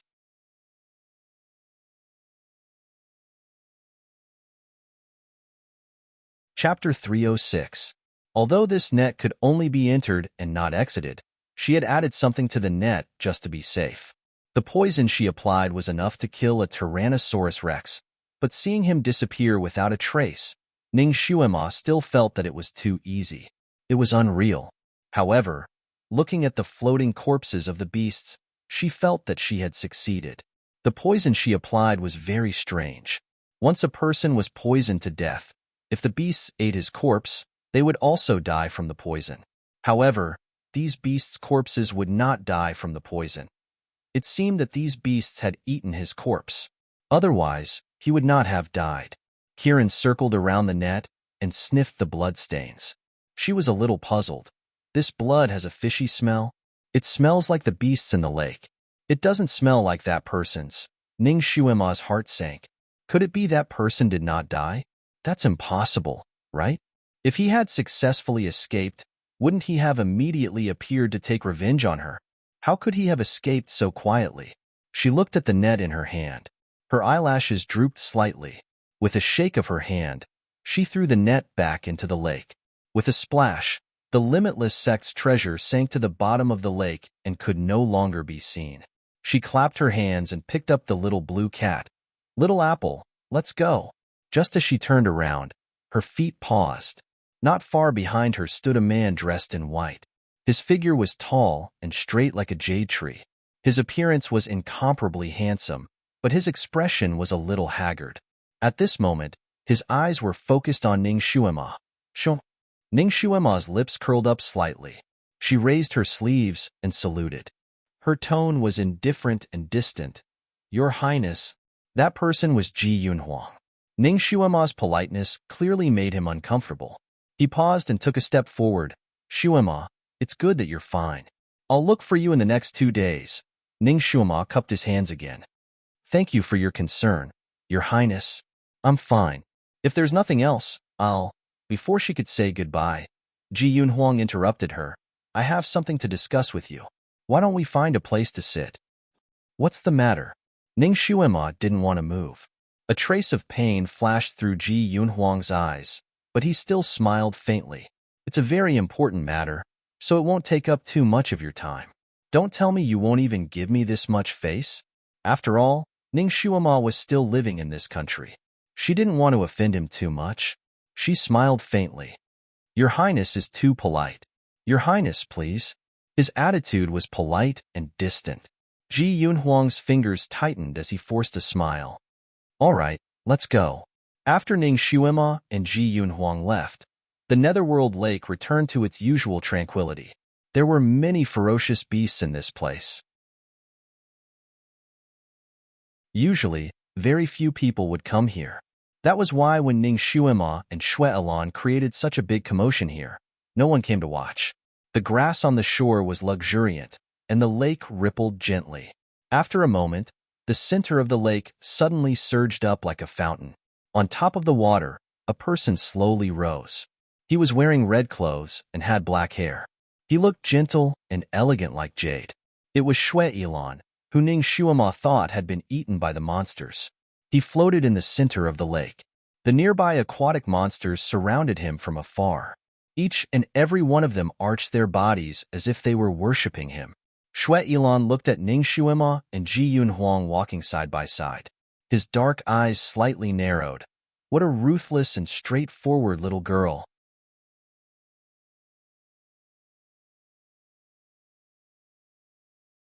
Chapter 307. What a ruthless and straightforward young lady. She was as cunning as a little loach. When he was not paying attention, he was plotted against by her again. However, he liked it. Only a young lady like her was worthy of him. Only a young lady like her was worthy of staying by his side. The image of her delicate little feet flashed across his mind, and he swallowed slightly. Perhaps it was unfair for her to stay by his side as a concubine. When he caught her again, he would tell her that he could raise her status to become a concubine. The place that Ji Yunhuang chose to sit was a tea house. Ning Xuema had visited this tea house a few days ago. She had even met the sixth prince, Ji Yunhao, and Hu Daichang.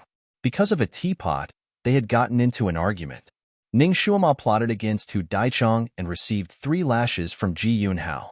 In the end, she was rescued by the crown prince, Ji Yunhuang. Although it had happened more than 20 days ago, Ning Xuema felt like it was a lifetime ago when she revisited this place. Too many things had happened in the past 20 days. No matter if it was people or her mood, they had all changed.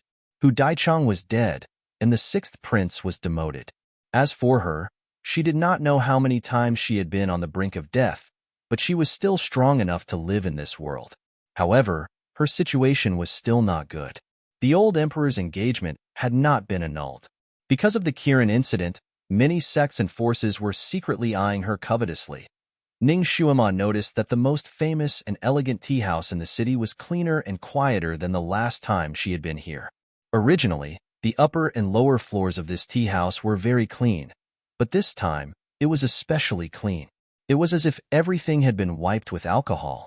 If she used a magnifying glass to look at it, she was afraid that she would not be able to find a single speck of dust. Even the waiter of the tea house was wearing new clothes. His face was clean, and his walking speed was light and fast. There were many people drinking tea downstairs, but all of them were holding their breaths and sitting upright. Everyone's face was filled with excitement, but they forcefully suppressed it and pretended to be calm. Even if they were talking, their voices were low, as if they were afraid of disturbing something. Their eyes swept upstairs from time to time. What was upstairs? What's wrong with these people? Ning Xuema looked at Ji Yunhuang with a questioning gaze. Ji Yunhuang slightly furrowed his brows. It was obvious that he did not know the inside story. He looked at the waiter who was leading the way. The shop assistant was quick-witted. He immediately bowed and said, "Your Highness, Master Han Shanyue is upstairs painting." His voice was low, and when he said the 3 words Han Shanyue, it was especially low and respectful. Ning Xuemo raised her eyebrows. Not only did she know the name of this Han Shanyue, it was like thunder in her ears. The 3 words Han Shanyue represented the most famous painting saint on the continent, the most famous fortune teller on the continent. He was the most mysterious expert on the continent. Experts all had weird tempers.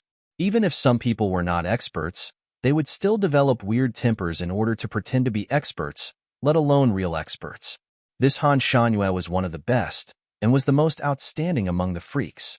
He was so cool and clean that everything he used could not have a single flaw. Wherever he went, he had to use clean water to clean it, and the people who served him had to burn incense and bathe. He did not paint casually, but every painting he made was a priceless treasure. His fortune-telling was accurate, but he did it based on his preferences. If he did not want to tell the fortune of the current emperor, he would not buy it. He also had unfathomable kung fu.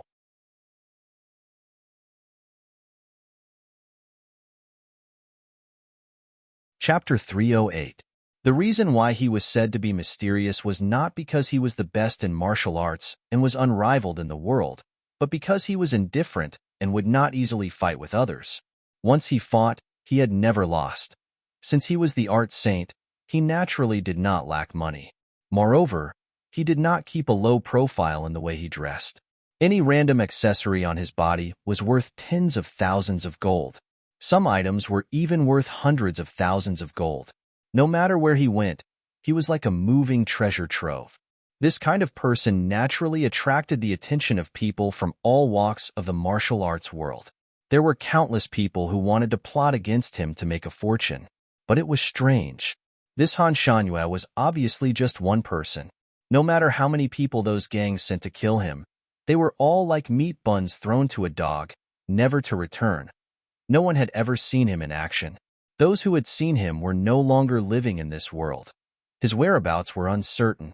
On this continent, he had been seen in all 5 countries. No one knew where he lived. It was as if he suddenly appeared when he was supposed to. And when he left, there was no sign of him at all. As he walked, he disappeared. There were once busybodies who followed him, but they could not find him halfway.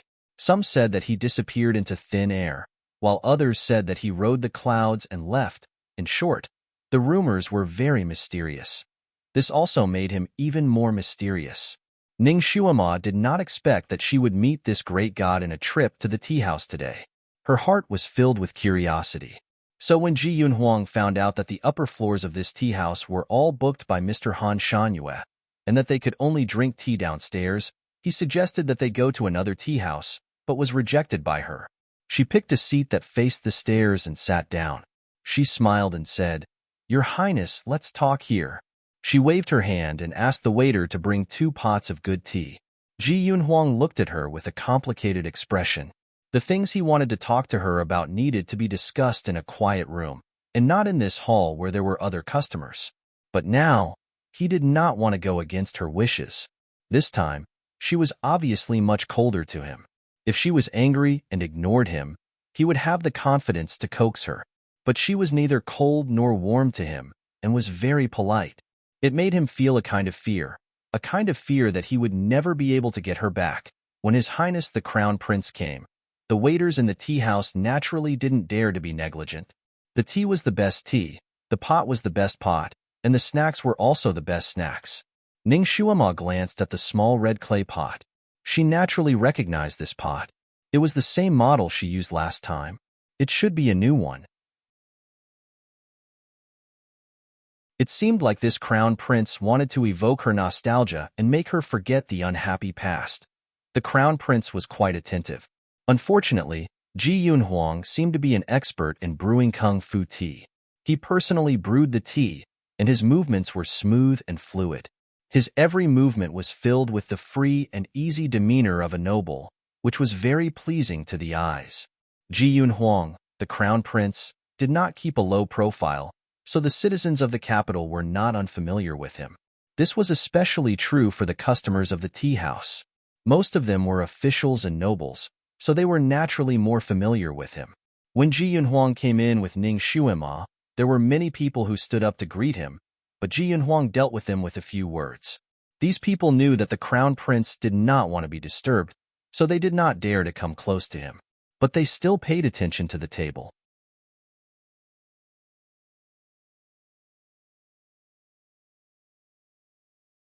Chapter 309. These people diverted part of their attention to pay attention to the movements of this table. Seeing that Ji Yunhuang was personally brewing tea for the girl in front of him, they all widened their eyes in surprise.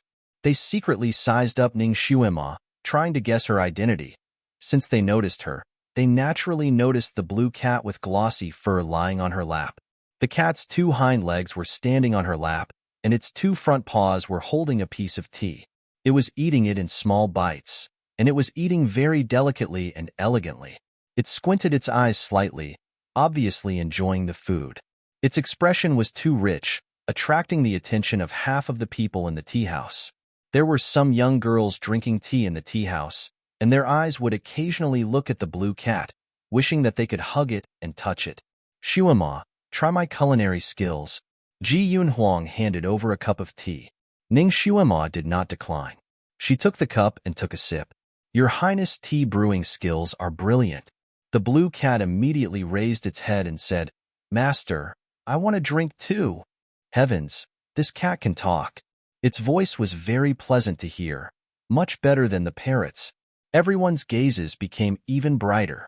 Under everyone's gaze, Ning Xuema casually placed the teacup in front of the blue cat. The cat picked it up with its 2 front paws and tasted it like a human. Not bad. It raised its head and drank it in one gulp. Everyone was speechless. Did this cat become a spirit? Its every action was like a human's. Also, this girl actually gave the tea that the crown prince poured for her to the cat. Wasn't this too disrespectful to the crown prince? Everyone's gazes secretly looked at Ji Yunhuang's expression. Ji Yunhuang did not bat an eyelid. He took another teacup and poured another cup for her. Come, drink this. Many thanks, Your Highness. Ning Xuema thanked him again. Xuema, must you be so polite to me? Ji Yunhuang's eyes darkened. I'm not being courteous. It's the proper etiquette I should have in front of Your Highness the Crown Prince. Ning Xuema smiled faintly. Ji Yunhuang seemed to be choked by her words and paused for a moment. You weren't like this before. Originally, it was Xuema who was young and insensible. Please don't blame me, Your Highness. I would rather you treat me like how you did in the past. Ji Yunhuang's eyes darkened. Ning Xuema raised her hand and took a sip of tea. Her smile became more clear. The past is the past. Your Highness, no one can go back to the past. Was there really no way to return to the past? No, he couldn't accept it. Ji Yunhuang looked at her calm demeanor and sighed softly. Xuema, you've changed. Ning Xuema didn't care at all. Your Highness, no one stays the same. Are you still blaming me? Ji Yunhuang frowned bitterly. Your Highness worries too much. How could Xuema blame Your Highness? Your Highness protecting your own sister is a matter of course. After all, I'm just an orphan of the Marquis Mansion, an outsider. Ning Xuema's tone was indifferent. Xuema, I know it was Yunyao's fault that day. I wronged you. Your injuries, are they serious? These past 2 days, I've been looking for you in the Heavenly Book Mountain. I was afraid that you might have met with an accident. Your Highness, don't worry. Xuema's injuries have already healed. Your Highness doesn't need to worry. The two of them exchanged a few more words. Ning Xuema remained indifferent, polite, and distant. Ji Yunhuang tried his best to pull the two of them closer, but to no avail.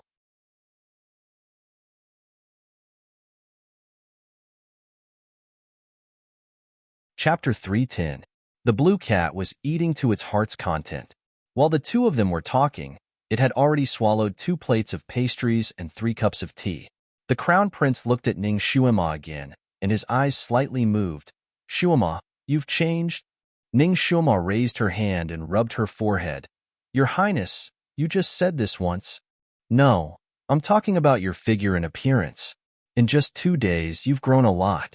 She was originally a beauty, but at that time, her beauty was that of a child's innocence and cuteness. Now, she had the charm of a young girl. He had not seen her for 2 days. How could she change so much? Ji Yunhuang's heart skipped a beat. He suddenly reached out and grabbed her wrist, wanting to check the psychokinesis in her body. However, just as his fingers touched Shuima's soft and tender skin, she flipped her wrist and unexpectedly escaped from his palm like a slippery fish. Hey, what are you doing? The little blue cat jumped onto the table and roared at Ji Yunhuang. It had been unhappy with this man for a long time. A younger sister had injured its master for the sake of that unreasonable younger sister of his. Could it be that she still wanted to harm its master now? Ji Yunhuang was stunned. This human and beast were obviously on guard against him, which made him feel a little hurt. He bitterly smiled and stared at Ning Shuima. Shuima, I just want to check your psychokinesis. I don't have any other intentions. Ning Shuima carried the angry blue cat off the table and raised her head with a smile. Shuima is a psychokinesis trash. Didn't you already test it? Why does your highness need to test it again? Ah, no wonder I found her familiar. So she's that psychokinesis trash. Ning Shuima. Someone at the table next to them blurted out. This person's voice was not soft and the tea house was quiet. Almost everyone in the tea house heard him. Almost everyone's eyes were burning as they looked at her, unscrupulously sizing her up from head to toe. The originally quiet hall began to be filled with buzzing noises. Those people were apprehensive of Ji Yunhuang's presence, so they all lowered their voices and discussed with the people at the same table. From time to time, they would exchange looks of understanding. Kiran's ears were sharp, and she heard all their voices. It was nothing more than, so it really is her. Wasn't she captured by bandits? Why is she with the crown prince again? A piece of trash dares to put on airs in front of the crown prince? I really don't know what she's so arrogant about. By the way, I heard that before the ancestor left, he gave the emperor a message. Could it be related to this woman? What did the ancestor say? How come I didn't know about it? Tell me quickly. Quick, tell me. The ancestor spoke in Zen language. Aya, that sentence is too profound. I can't remember it at the moment. I think he said something like a jinx or something. My father heard it with his own ears, so it can't be wrong. Bang! The teacup in Ji Yunhuang's hand suddenly fell to the ground. This clear and loud sound caused the entire hall to quiet down. The buzzing sounds of discussion finally stopped.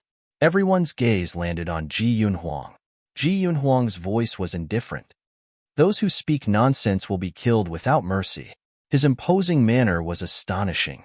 Most of the people present were the children of the country's high officials and nobles.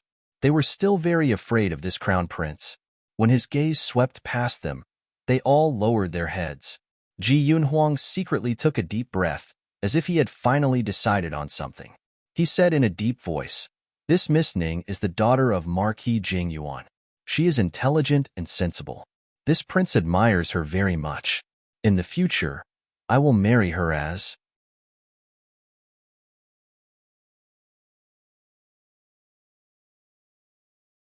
Chapter 311. Before he could say the words crown princess, a cold voice suddenly came from upstairs. Who was making a ruckus downstairs? The voice was like ice and snow, flowing past everyone's ears. It was the end of summer, and the weather was still a little hot. In this era, there was no air conditioning, so even the best tea house's indoor temperature was still very high. But when this voice came out, everyone felt as if they had suddenly drunk a cup of iced tea. Their bodies felt cold, and their spirits were lifted. Ning Shuima's heart also jumped. Hearing the voice, she raised her head and saw a person appear at the staircase. When this person appeared, everyone's eyes lit up. It was as if the entire tea house's taste had been raised by several levels in an instant. It was a young man who looked to be about 20 years old. He was wearing a loose moonlight robe. The robe was like a painting, with a mountain rock and a cluster of bamboos. As he moved, the shadow of the bamboos was reflected on the mountain rock, as if it was dancing under the moonlight. It made people feel as if they were in a forest, and they could feel the sounds of nature. This person stood on the stairs, and the light behind him made his face blurry. His appearance could not be seen clearly, but he vaguely felt that he was very handsome, very elegant, and very extraordinary. In the darkness of the candlelight behind him, he was like a top zither player playing the high mountains and flowing water, making people forget everything. Almost everyone in the hall held their breaths. Han Shangyue. Needless to say, this person was the legendary Han Shangyue. He was indeed like the cold moonlight on the cold mountain, making people feel as if their hearts were cleansed by the moonlight. Han Shanyue's gaze slowly swept across the hall, pausing on the little blue cat. His eyes moved again, and finally fell on Ning Shuima's face.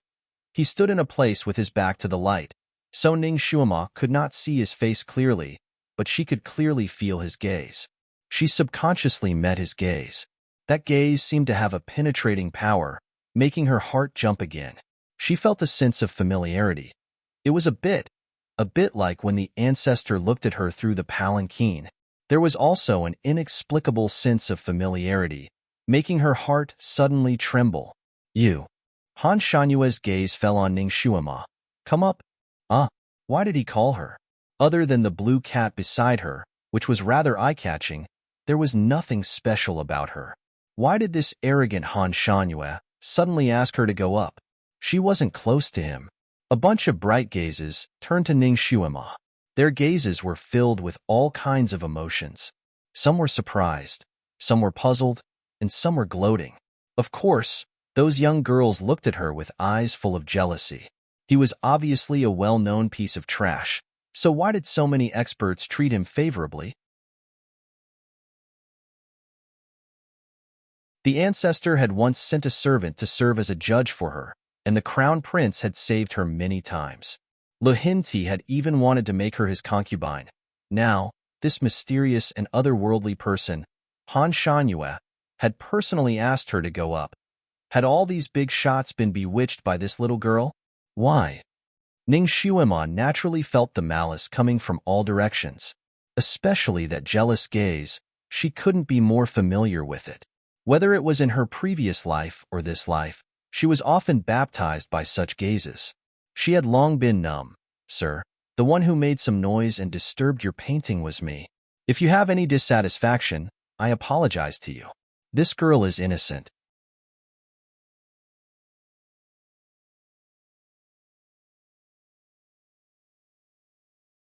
Chapter 312. Mr. The one who made some noise and disturbed Mr.'s painting was me. If Mr. is dissatisfied, I will apologize to Mr. This young lady is innocent. Ji Yunhuang extended his hand and pulled Ning Shuima behind him without batting an eyelid. Then, he stepped forward bravely and lightly shouldered the responsibility. Ning Shuima's heart skipped a beat. She looked at Ji Yunhuang's back with a complicated gaze. As long as this crown prince did not implicate his sister, he treated her quite well. This matter happened because of me. Your Highness, you don't have to take responsibility for me. Ning Shuima came out from behind Ji Yunhuang. She was not worried about the debts that she had accumulated. Anyway, there were many people who wanted to make things difficult for her. She did not need this strange person in front of her. Moreover, Ning Shuima had an intuition that this strange person would not make things difficult for her. No, this matter has nothing to do with Shuima. I was the one who made a ruckus. I was also the one who threw the cup. Ji Yunhuang pulled Ning Shuima again, wanting to pull her back. Han Shanyue stood on the stairs and looked at the two of them who were trying to make excuses for each other. His dark eyes narrowed slightly, looking somewhat unfathomable. The two of you can come up together, he said faintly and turned around to go up the stairs. Ning Shuima and Ji Yunhuang looked at each other. Ning Shuima did not care. She would go up. It was just a ruckus. What could this strange person do to her? She lifted her leg and was about to go up the stairs when Ji Yunhuang pulled her back. I will be in front. A black shadow flashed by the door. Two people who were dressed as imperial bodyguards entered and blocked Ji Yunhuang's path. Their faces were solemn. Your Highness, don't take the risk. Ning Shuema felt that the two guards were making a fuss over nothing. She was just going to meet a weirdo, the sage of painting. Did they have to make it seem like she was going into a tiger's den? Ji Yunhuang seemed to have read Ning Shuema's mind and quietly said to her, 3 years ago, there was a rather influential young master who quarreled with someone in front of Han Shangyue, which affected the painting sage's work. He was thrown down the stairs by the painting sage with a wave of his sleeve. He fell until he was half dead and laid in bed for more than a year before he recovered a bit of his vitality. However, his martial arts were completely crippled. So brutal. Ning Shuema couldn't help but glance upstairs. It was really hard to equate that person with a violent person. Mistress, don't be afraid. I'm here. Kirin licked her finger, indicating that she would stick by her side. Shuema, no matter what, I won't let you get hurt again. Ji Yunhuang held her other hand. He casually pushed aside the two imperial bodyguards who were blocking the way. Both of you, step back. His aura was very strong. The two imperial bodyguards didn't dare to stop him and could only step aside. Your Highness, please allow us to follow you. No need. Ji Yunhuang waved his hand. Both of you can wait here. Han Shangyue didn't like to have too many people. Moreover, he didn't allow anyone to go against his words. He said that he would let 2 people in, so he wouldn't allow him to bring any more subordinates. Moreover, Ji Yunhuang was also a proud person. His martial arts were considered top-notch in this continent. If he really wanted to fight, he didn't believe that he wouldn't be able to last 3 moves in front of the Sage of Painting. As long as he could last 3 moves, the elite bodyguards he had arranged outside would rush in. Therefore, he didn't need to let his bodyguards take the lead to boost his courage. The 2 imperial bodyguards were also very smart. They immediately understood Ji Yunhuang's intention. They bowed and stepped back, no longer obstructing him.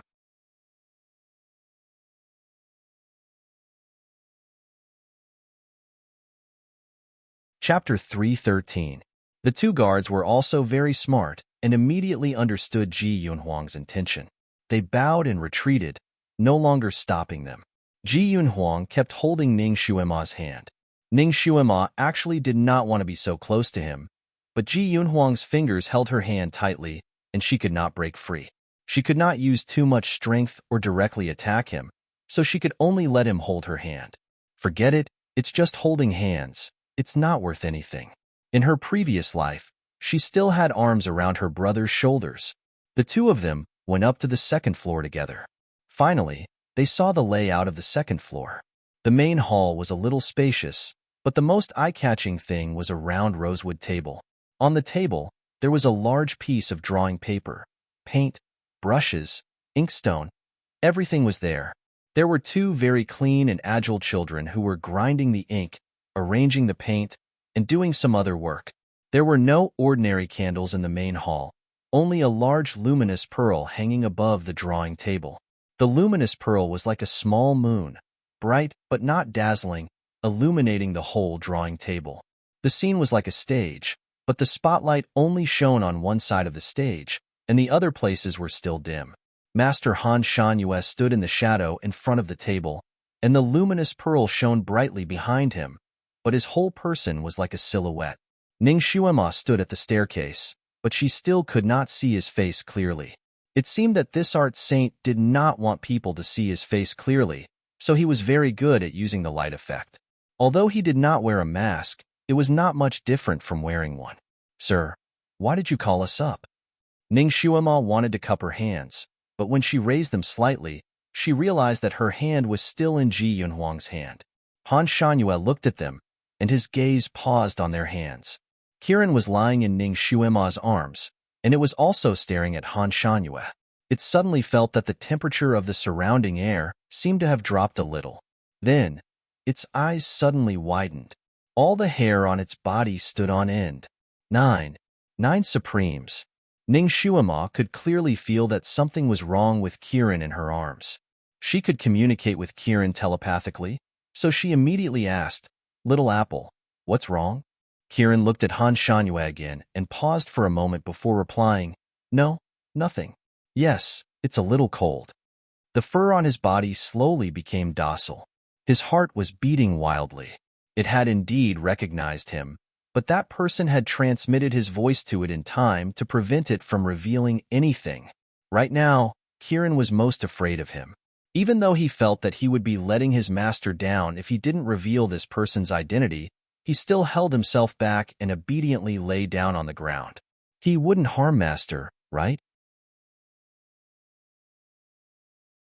That shouldn't be the case. He actually treated its owner quite well. There must be a reason why he didn't want it to say anything now. It was better for it to make a fortune quietly. Ning Shuama couldn't care less about Kieran's subtle mood changes. Besides, the temperature upstairs was indeed much lower than downstairs. The two servants who were waiting on them had already put on their jackets. If it wasn't for Ning Shuama's profound cultivation, she would have shivered a few times from the cold when she entered. Han Shangyue pointed at Ji Yunhuang with his sleeve and said, "You stand there." He then pointed at Ning Shuama and said, "Come and grind the ink for me." He made such a big fuss to call her up just to grind the ink.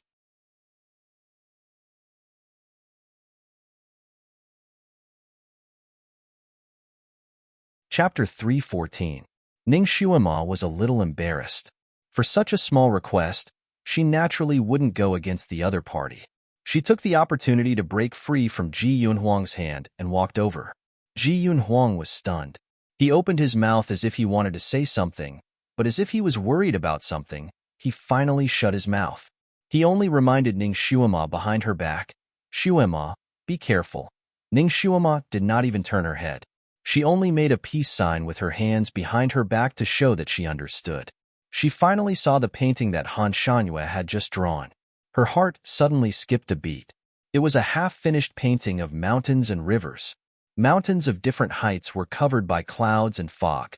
In the middle of the mountains, there was a waterfall. Beside the waterfall were jagged rocks. This was actually similar to the scenery she had seen on the 9th peak of Tianshu Mountain after the illusion had disappeared. Ning Shuama raised her eyes to look at Master Han Shangyue. From her position, the master's face was still a little blurry. Even at such a close distance, she still could not see his face clearly. A thought suddenly floated into Ning Shuama's mind. Could this Master Han Shangyue be the Nine Supremes' illusion? She was shocked by her own thought and could not help but look at him a few more times. Han Shangyue did not look at her and only ordered, "Grind." His palm landed on the half-drawn drawing paper, and the drawing paper suddenly emitted a faint white smoke, and the whole drawing paper instantly disappeared without a trace. Ning Shuama asked, "Why did you destroy this painting?" She felt a little heartache. That painting had both form and spirit. When she first saw it, she wanted to take a second look. After the second look, she actually had the illusion that she was there. Although Ning Shuama did not know much about painting, it should be a successful piece of work to be able to easily bring people into the mood of the painting. What a pity it was to destroy it. She could still sell it for a lot of money if it was given to her. "It's dirty," Han Shangyue answered succinctly. The art boy beside him also had a pained expression on his face. They were prodigies in the field of painting and could be considered as genius artists. This time, they were invited by the tea house to assist Master Han Shangyue. Naturally, they were very willing to come. Just now, when they saw Han Shanyue's painting, they saw how his brush moved like dragons and snakes. The mountains and rivers seemed to come alive under his brush, and they were mesmerized. Although it was only half a painting, in their eyes, it was already a peerless treasure. They didn't expect this master to destroy it just like that. They couldn't even see where the stain was, no matter how he thought about it. The two of them must have startled the great master with their sudden clamor. That was why this peerless masterpiece was destroyed in a single day. The two boys glared at Ning Shuama with resentment. Ning Shuama just pretended not to see it. Instead, she smiled and said, "It's just a small flaw. Why are you so demanding?" At this moment, the two children had already unfolded a new piece of paper and smoothed it out. Ning Shuama was also a nimble person. She grinded the ink in a few seconds. She didn't know why, but the ink seemed to bite her hand. Just as she finished grinding the ink, her fingertips inexplicably cut a small hole. She couldn't retract her hand in time, and a drop of blood dripped into the ink. Let me grind it again? Ning Shuima knew that the art saint in front of her was a perfectionist. She resigned herself to her fate and wanted to throw away the ink that was stained with her blood. It's okay.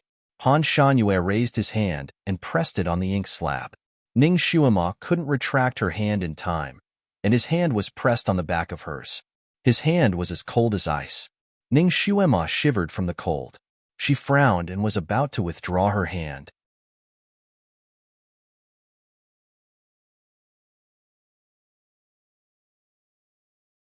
Chapter 3:15.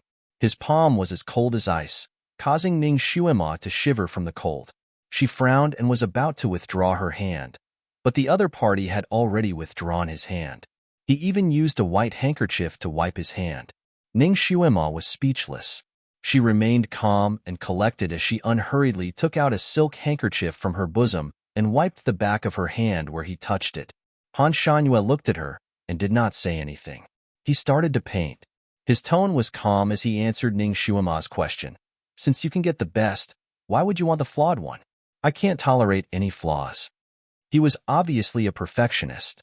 Ning Shuima looked at his spotless outer robe and then looked at his hand that was holding the brush while painting. His fingers were clean and slender, with distinct joints. They were as white as jade. He moved the brush as he wished. Mountains, trees, lakes gradually appeared under his brush. Ning Shuima suddenly held her breath. She was familiar with this scene. It was the scene she saw in the illusion. The leaves that were like palms, and the vast lake that was sparkling with clear light. Ning Shuima was in a trance. It was as if she had walked into the illusion of the ninth peak. The green leaf stage, the little ginseng baby sitting on the stage. The scenes flashed through her mind like a movie. The two painters standing by the side suddenly felt that something was wrong with Ning Shuima. She stared at the drawing paper while Han Shanyue's brush was flying. The scenes under his brush danced as if they were flying. What was even more strange was that the scenes on the drawing were flashing and disappearing at the same time. Huh? Was there something wrong with the brush? The two art assistants widened their eyes and were about to open their mouths when Han Shanyue suddenly glanced at them. The two of them felt dizzy and couldn't think of anything else to ask. They just mechanically helped him out. Ning Shuima's eyes were like a drunkard. She followed Han Shanyue's brush, and the memories of the ninth peak in her mind began to disappear. Ji Yunhuang stood at the door and watched from afar. At first, he was on guard, afraid that Han Shanyue would do something bad to Ning Shuima. Later, when he saw that Ning Shuima was only given the job of grinding the ink, he heaved a sigh of relief. He knew a lot about painting and was very curious about what this great master Han Shanyue had painted. He wanted to go forward and take a look, but he was afraid of offending this art saint. He stood there and watched Ning Shuima's movements. When he saw her standing beside Han Shanyue and staring at the drawing paper as if she was drunk, his heart itched. Finally, Han Shanyue stopped and threw the brush into the brush holder. It's done. Ning Shuima's body, as if she woke up from a dream. Her legs seemed to have gone numb from standing, and her body swayed violently. Be careful. Ji Yunhuang subconsciously wanted to rush over and support her. However, he didn't know what he stepped on. His toes hurt and his legs went numb. He almost fell down and hurriedly held onto the railing next to him. When he steadied himself and looked at Ning Shuima again, he saw that Han Shanyue had one arm around her and placed her on a chair next to him. Ji Yunhuang was speechless. Was he seeing things? The art saint Han Shanyue, who was usually difficult to approach, was actually helping a girl? However, seeing that he was helping her openly and Ning Shuima almost fell down, Ji Yunhuang didn't say anything. The numbness in his legs had disappeared. He walked over to Ning Shuima and looked at her face. Shuima, are you okay?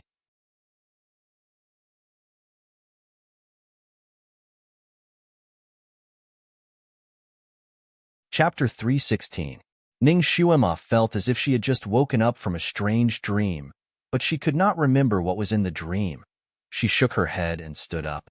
I'm fine. Have you finished painting? Ji Yunhuang looked at the painting on the table. It was a painting of a mountain with a misty rain. The strokes were experienced and the charm was ethereal. It was indeed a rare painting. However, He felt that the painting was missing something, but he could not tell what it was.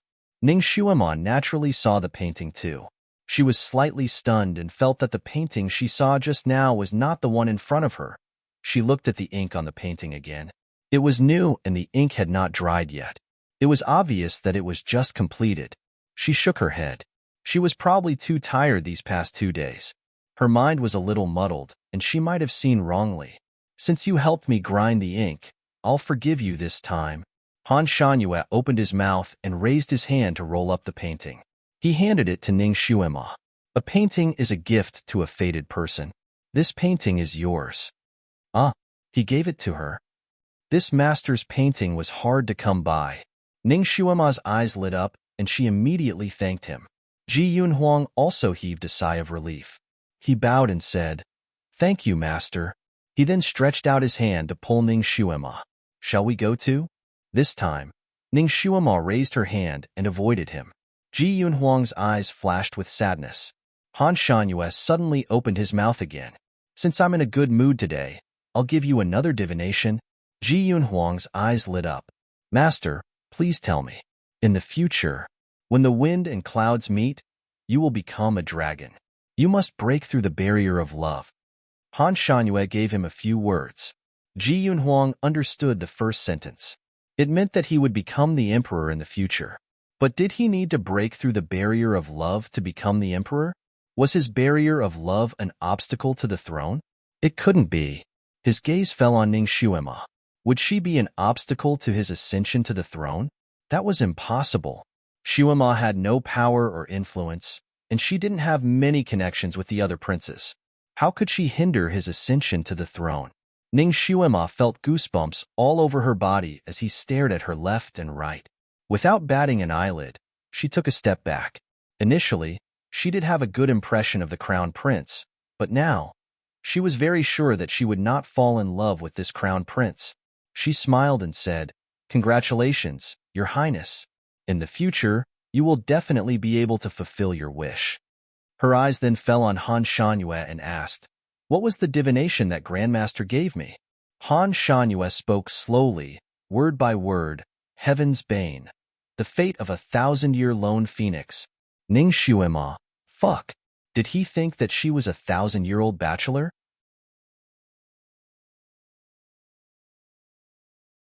Although Ning Xuema didn't know much about metaphysics such as numerology, she still understood the meaning of these 8 words. To put it simply, she was destined to jinx all her relatives. Whoever was her relatives would be unlucky and would be jinxed to death by her. Parents, brothers, sisters, husbands, children. None of them would be able to escape. No matter how many times she married, in the end, she would be left alone, facing the autumn wind alone. Ning Xuema seemed to see her old self, walking alone on the desolate mountain road with a walking stick, gradually disappearing in the sunset. This future was too beautiful, she couldn't imagine it. She was really drunk. This little body was not only a good-for-nothing, but it was also a jinxed star. How unlucky must she be to have transmigrated into this body? Ning Xuema didn't want to believe it at first.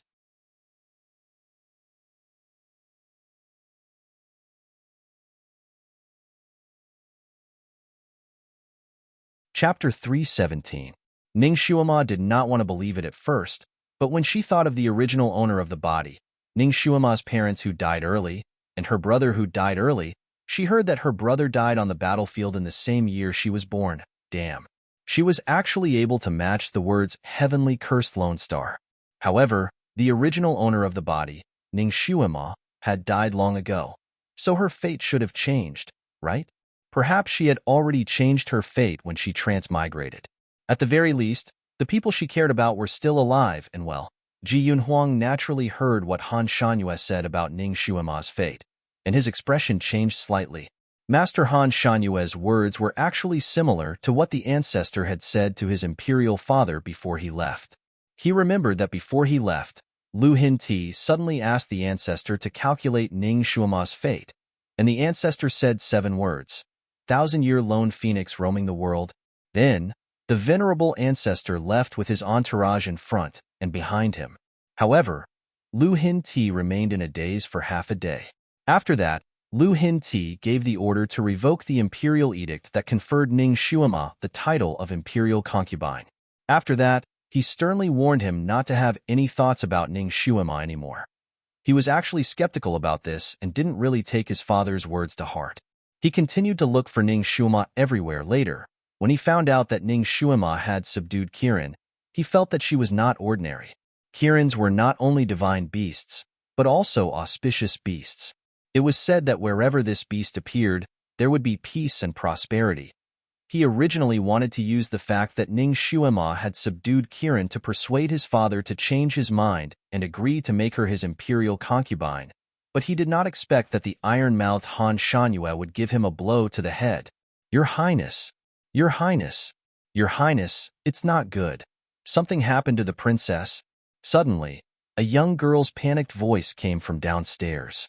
Ji Yunhuang's expression changed slightly. He could tell that the young girl downstairs was Ji Yunyao's personal maid. He could not help but look at Ning Xuema. Xuema. Ning Xuema waved her hand. Your Highness, please go quickly. You don't need to care about me.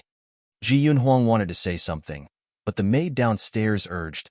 Your Highness, please go and take a look. The princess is really in trouble.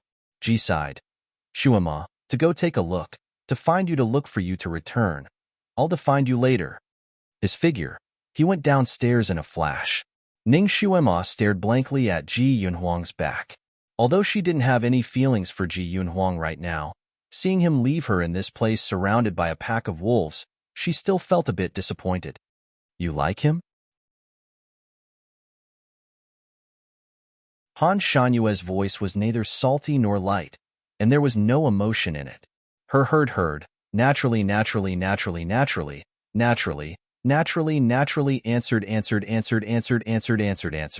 Han Shanyue seemed to be choked by her straightforward answer, and his voice became even fainter. You are not fated to be with him? Ning Xuema smiled. She suddenly picked up Kirin, who had been squatting on the chair, and kissed the tip of its nose. I also like it. Kirin was so excited that it almost reverted back to its original form. Its pair of blue eyes were watery. Master. Its whole body of blue fur was almost turning pink. Master kissed it. Master smells so good. Kirin happily squinted its eyes, and when it raised its head, it met Han Shanyue's eyes. It suddenly shivered and shrunk its neck. Its tail curled up, and it curled up on the chair again. Han Shanyue lightly said, So this is what you like. You will kiss whoever you like? Ning Xuema smiled. I like to kiss cuter ones, for example.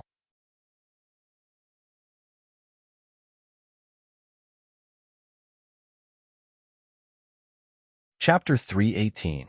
She then picked up Kirin and kissed it on its eyes. This little guy was too cute. Every time she kissed it, it would cover its face with its paws. Han Shanyue was speechless. He spoke again. You are destined to be a loner, so you must not get too close to others. Otherwise, you will harm them. Ning Xuema lowered her eyes and thought of number 2. It seemed that what Han Shanyue said was true. Those who were close to her and treated her well were all unlucky. The little Qilin couldn't help but speak. Master, you still have me. I'm not a human. Our lives are tied together. As long as Master is well, I will also be well. As it spoke, it kissed Ning Xuema's palm. Ning Xuema touched Kirin's head and was touched. Kirin was such a loyal friend. Even if you are not human, you cannot do it. Han Shanyue continued, no matter who you like, you cannot be too close to them. Otherwise, they will be unlucky. Damn. He made it sound like she was a jinx. She was just a little unlucky recently. In the past, everything was smooth sailing. Her friends in the modern world were so close to her, but they did not die because of her. How could it be as exaggerated as he said? Did this Han Shanyue have a grudge against her? He purposely said that in front of others. She glanced at the 2 children who were watching from the side. She knew in her heart that it wouldn't be long before her reputation as a super jinx would spread throughout the world, just like her reputation as a trash. No one would dare to get close to her in the future. She rolled her eyes, as if she had suffered a blow. Suddenly, she jumped onto Han Shanyue's body, hugged his neck, and fiercely kissed him on the cheek. If being close to him would cause bad luck, then she would get closer to him. She would pass on all her bad luck to him. The two of them were very close to each other. Her movements were as fast as lightning. Han Shangyue was not prepared at all, so her sneak attack succeeded. He froze. The other two children were dumbfounded. Their mouths were so wide open that a duck egg could be stuffed into them. The mysterious, noble, and untainted art saint was kissed by a girl? If this was spread out, it would be a huge scandal. The little Qilin's eyes were also wide open. Master. Master is too valiant. His face was as smooth as jade. When Ning Shuima got close to him, she could even smell the light and unique fragrance on his body. Ning Shuima wanted to get back at him, so she wanted to kiss him and leave quickly. However, she was distracted by the faint fragrance on his body. She couldn't escape in time. Impudent. Han Shanyue's face darkened as he spat out two words. He didn't seem to do anything, but with a wave of his sleeve, Ning Shuima, who was hugging him, flew out. Crash! Ning Shuima's body crashed through the window and flew out of the second floor onto the street. There were a lot of people on the street.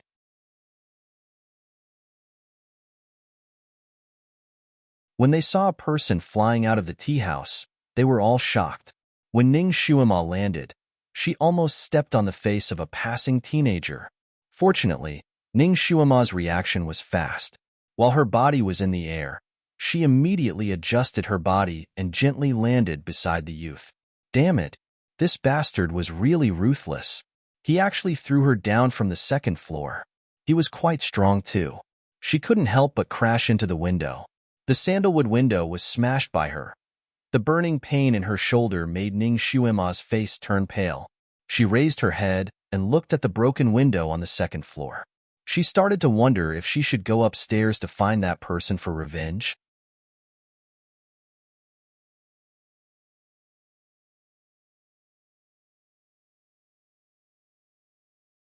Chapter 319.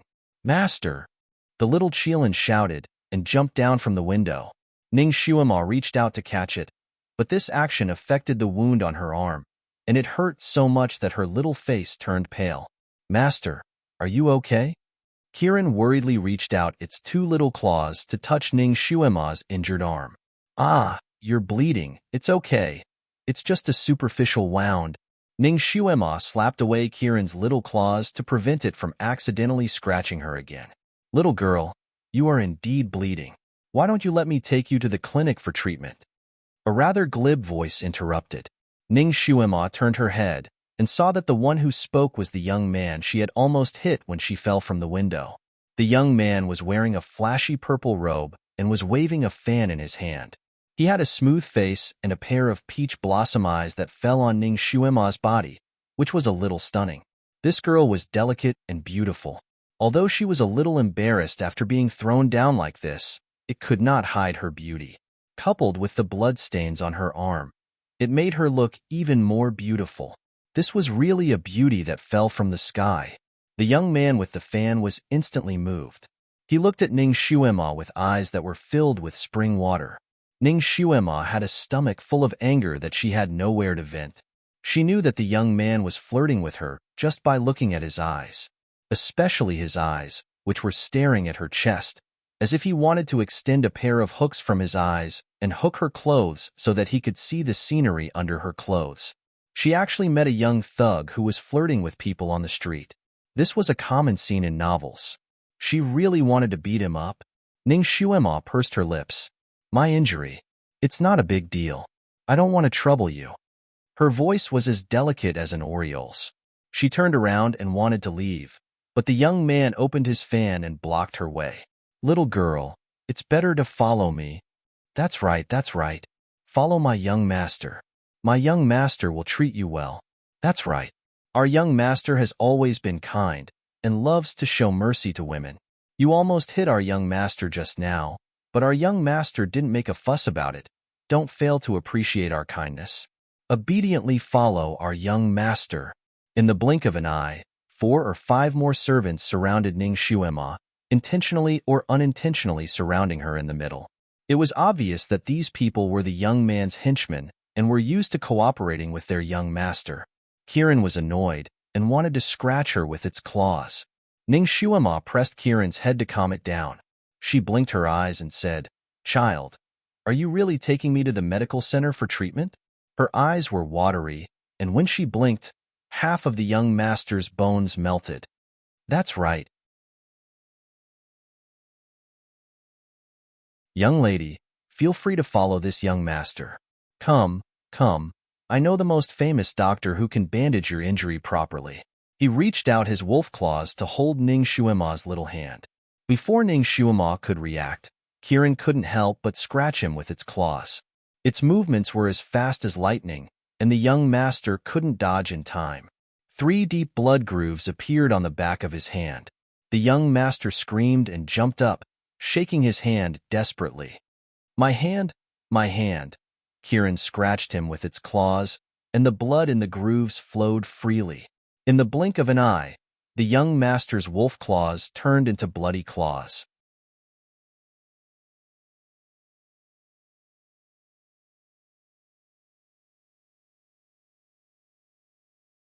Chapter 320. How dare you hurt our young master? You must be tired of living. Our young master is the only son of Duke Ding. Kill this cat. All the servants aggressively surrounded her, wanting to snatch away the Kieran in Ning Shuima's arms. Ning Shuima also frowned and lifted Kieran by the back of its neck. "Little apple, who allowed you to randomly use your claws? Look, aren't your claws dirty?" His other hand took out a piece of silk from who knows where and carefully wiped the little Cheelant's claw, wiping away the bloodstains on it. Finally, he casually threw the silk away. All the servants were speechless. The young master's face turned green. "How dare you? You actually let your cat hurt people. Men, take her down," the young master ordered in a flustered and exasperated manner. All the servants answered in unison, "Yes." They stretched out their hands to grab Ning Shuima. Ning Shuima's eyes flashed with killing intent. Just as she was about to do something, a shadow suddenly appeared. A black shadow flashed from the side, and everyone only saw a blur in front of their eyes. Suddenly, 4 people directly crashed into the circle of people. As the shadows moved, the servants were thrown out one by one, wailing incessantly. When the dust settled, the servants surrounding Ning Shuima were already lying on the ground. 4 of them who looked like imperial bodyguards bowed to Ning Shuima. "Miss, you have been frightened." Ning Shuima sized up the 4 of them. "You are?" Reporting to Miss, "We were sent by the Crown Prince to protect Miss Ning." One of them respectfully replied. It turned out that Ji Yunhuang did not abandon her and even sent 4 imperial bodyguards to protect her. Ning Shuima also recognized one of the imperial bodyguards. He was indeed from the Crown Prince's residence. She had met him once when she stayed in the Crown Prince's residence for a short period of time. She nodded and indifferently glanced at the young master with the fan who was trembling at the side. "Does this young master still want to take me down?" Although the fanbro wasn't beaten up, he was almost scared to the point of wetting his pants. He didn't expect that the little girl in front of him, who didn't even bring a maid, was actually the person that His Highness the Crown Prince wanted to protect. Even if he had 8 guts, he wouldn't dare to challenge His Highness the Crown Prince. At this moment, seeing these 4 personal guards of the Crown Prince's residence, how could he dare to let out half a fart? He hurriedly smiled apologetically. "It's a misunderstanding, a misunderstanding. It's all a misunderstanding." The servants were ignorant and scared the young lady. "Please forgive us. Then don't kill my cat?" Ning Shuima raised her eyebrows. Of course not. "Miss, your cat is very clever."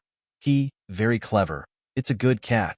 The man with the fan smiled apologetically as he signaled to the servants who had just gotten up from the ground. The group of people left with their tails between their legs. "Miss, do you want to return to the residence, or go to the medical center to have a look?" The leader of the 4 imperial bodyguards asked. "Let's go back." Ning Shuima waved her hand dispiritedly. She could deal with the small wound on her shoulder by herself.